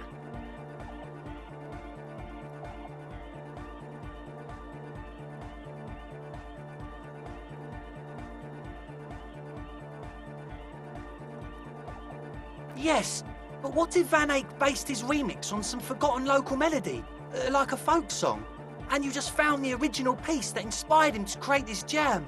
That would explain why it fits so well. Nah, to me it sounds like classic Van Eyck. I don't think he needs any inspiration from folk songs. Maybe he lives in Martinez and just threw away part of his song because he thought it wasn't good enough. I think it's just happenstance. Chaos in action. Contingencies of our limited existence. That and Egghead's fantastic talent. Noid's right. Egghead's technical talent is the key. No, this is definitely part of the same song. Something cut from it. It fits too well.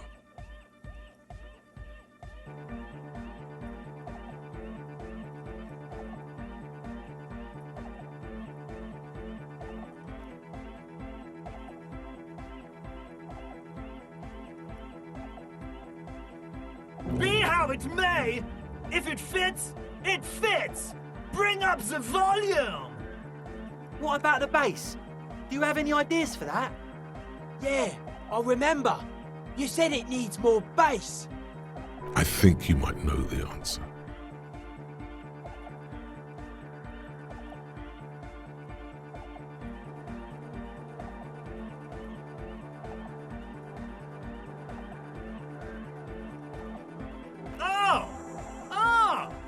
But how? What about that compressor Andre was setting up to achieve some sort of parallel processing? Don't be too hard on yourself if you don't figure it out. I think the jam's already pretty ultra. But it could be hyper hardcore!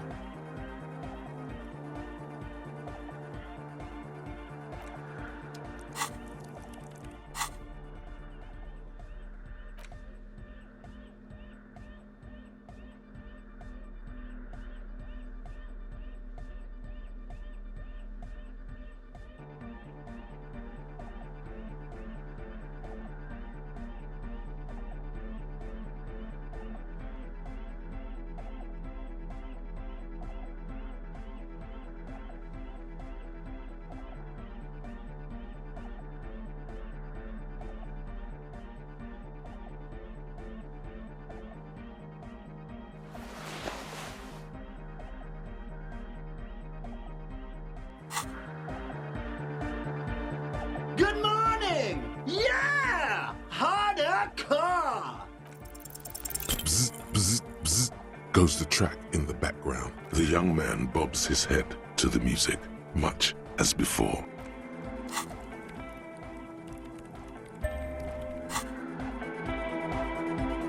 Good morning! Yeah! Hardcore! Sidechain the beat. Listen, you can use the compressor to select between which track it's compressing, either the auxiliary signal or the main input from the tape. Make it alternate between the signals. The compressor controls the gain based on the level of the signal on the aux sidechain input. It will allow maintaining a loud sound without peaks that fill up all the headspace. Sidechaining it, you said? Then he puts on his headphones and his eyes go wide, wider than they've ever gone on drugs. He starts jumping up and down with bliss in total silence, still listening to his headphones. Hey, what did you do to Egghead Cop, man? Did you break him?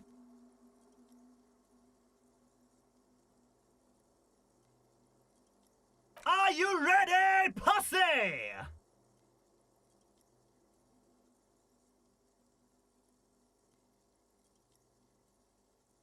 Noid straightens his back, ready for the beat. I was born ready, Egg.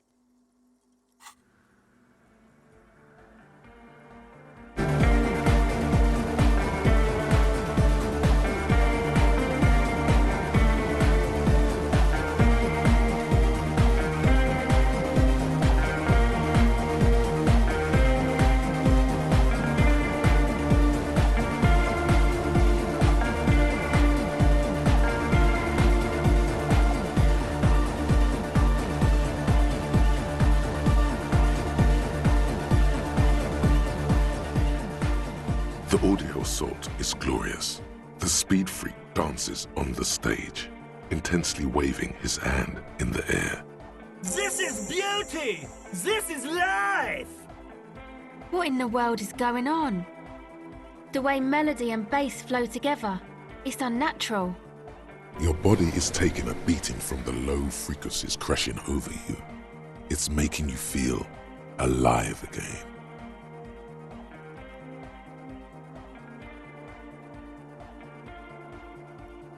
God damn it! This dance club idea might just work out. DeLorean Church! The place to be! Pump it! Pump it!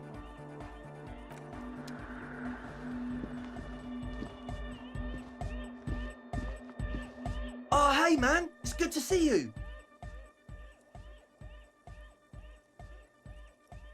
Goodbye, officer.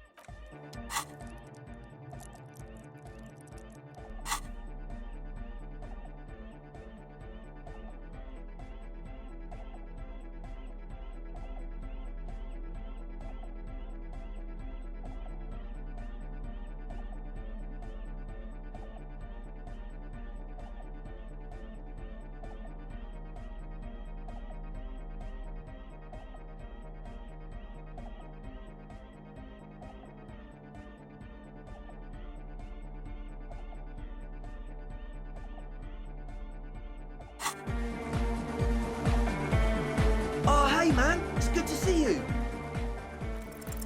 You close your eyes and vacate your skull, leaving your brain to wonder, where did that little fluttering light go? Total darkness. You sink down the darkest fathoms of your own personal deep, vertebrate by vertebrate, through the unformed skulls of your mind. Here it will begin. Oh, don't worry. The music's still there. It's you who is gone. This is a pivotal moment. Try not to piss yourself. Nothing. Just the immaculate silence of your spinal fluid. Electrified. Who fucking cares?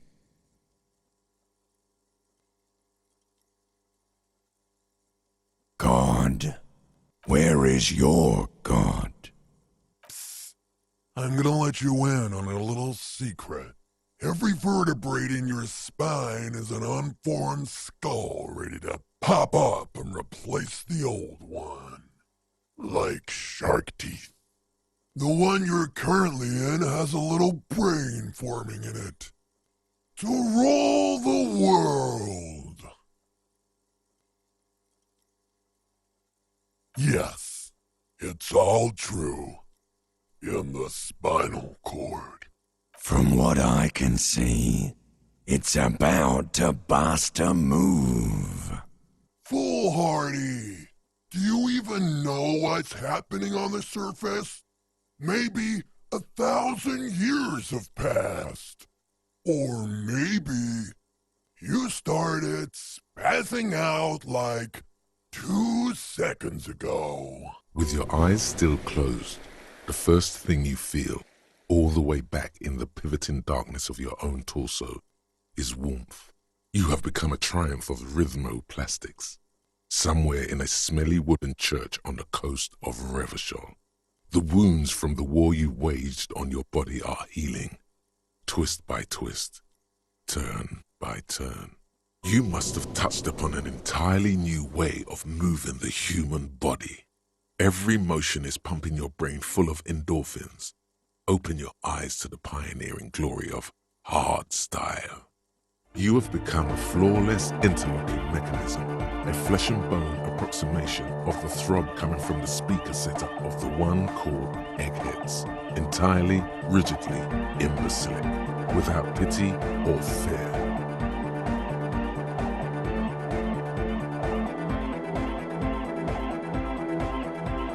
Free from self-awareness, no deliberation, only, and I mean only, execution. Oh my god! No way!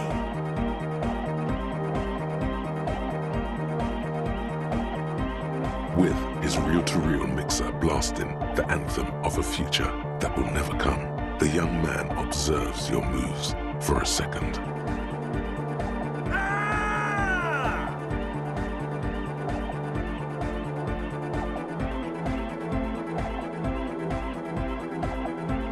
Throws a screwdriver and a bunch of drill chucks into the corner and explodes into dance. What he lacks in sharpness, he more than makes up for in violent enthusiasm.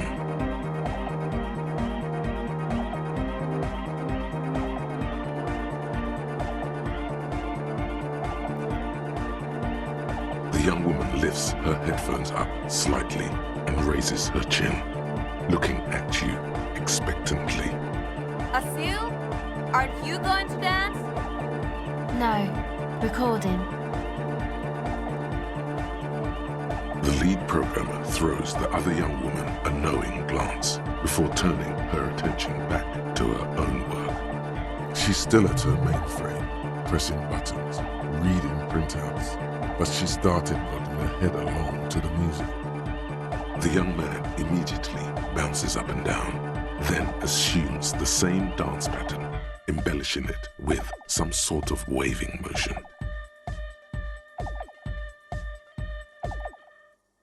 The authority of the law is clearly unquestionable.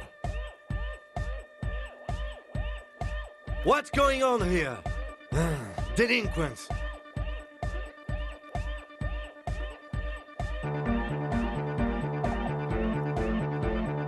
The lieutenant squeezes the bridge of his nose.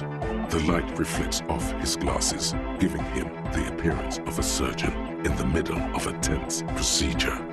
He's having trouble adjusting to the new reality before him. What's happening?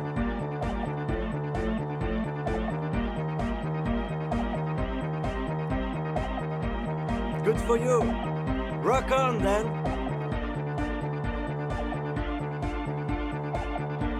What?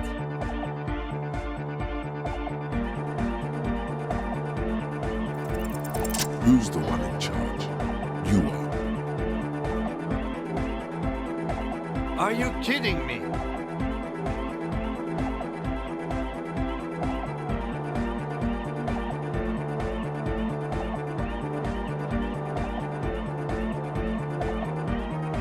Get my what on? Sheesh, okay. Okay, you psychopath. I see what you're doing there. It's jacked up footwork, plus is that Ubi folk dancing? Nah, it's not Ubi folk. It's hardcore.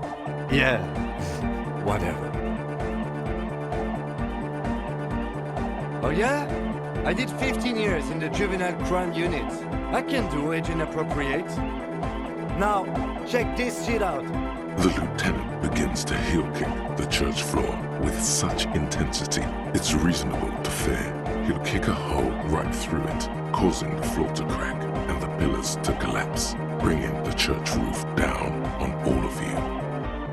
The dynamic motion of your flailing body is bordering on the extreme. You're going off the charts. You feel as if turning on the hyperdrive would be a point of no return. It feels almost melancholy. Are you sure you have the entire posse along for this? Here we go again! Hardcore filthy air! The sound above my hair! What now? The sound above your what? Above my hair, man! Okay, this is too imbecile. Excuse me.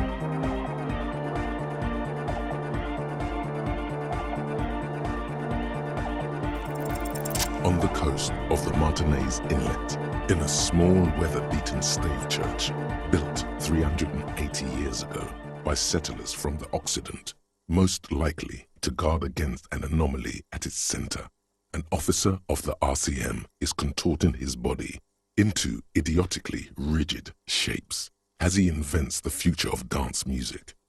It's the hardest anyone has ever danced.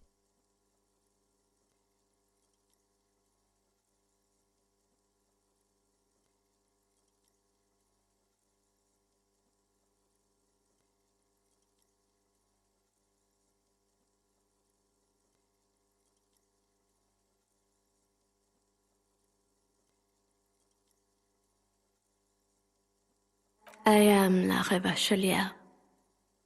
I am the city. I am a fragment of the world spirit, the genius Loki of Revachol. My heart is the wind corridor. The bottom of my air is red. I have 100,000 luminous arms. Come morning, I carry industrial dust and let it settle on tree leaves. I shake the dust from those leaves and onto your coat. I've seen you. I've seen you. I've seen you with her. And I've seen you without her. I've seen you on the crescent of the hill. The modulations of my voice are noted down with thermometers and barometers. You feel me in your nostrils, on the little hairs on the back of your neck. I also reside in your lungs and vestigial organs. Everywhere there is space. You are an officer of the citizens' militia, jaunt in rebut. When you wear your coat, you wear my soul. You move through my streets freely, in motor carriages and on foot. You have access to the hidden places. You also circulate among those who are hidden. I need you. You can keep me on this earth. Be vigilant. I love you. An officer of the RCM is lying on the floor of a small church with his eyes rolled back and his tongue lolling out. Several others are standing around him. He slowly comes to. Had a good rest there? Fuck yeah! I bet you did. Those were some advanced moves, man. That's all great, but we should really get going. We spent enough time doing aerobic exercise for today.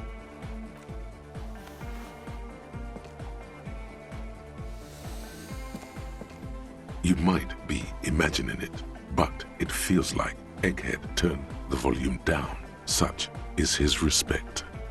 Man! Now, man! Now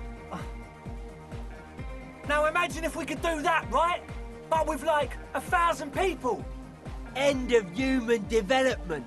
Mission complete. All right. You're absolutely beat. Muscles relaxed and feet like noodles underneath. Goodbye, officer.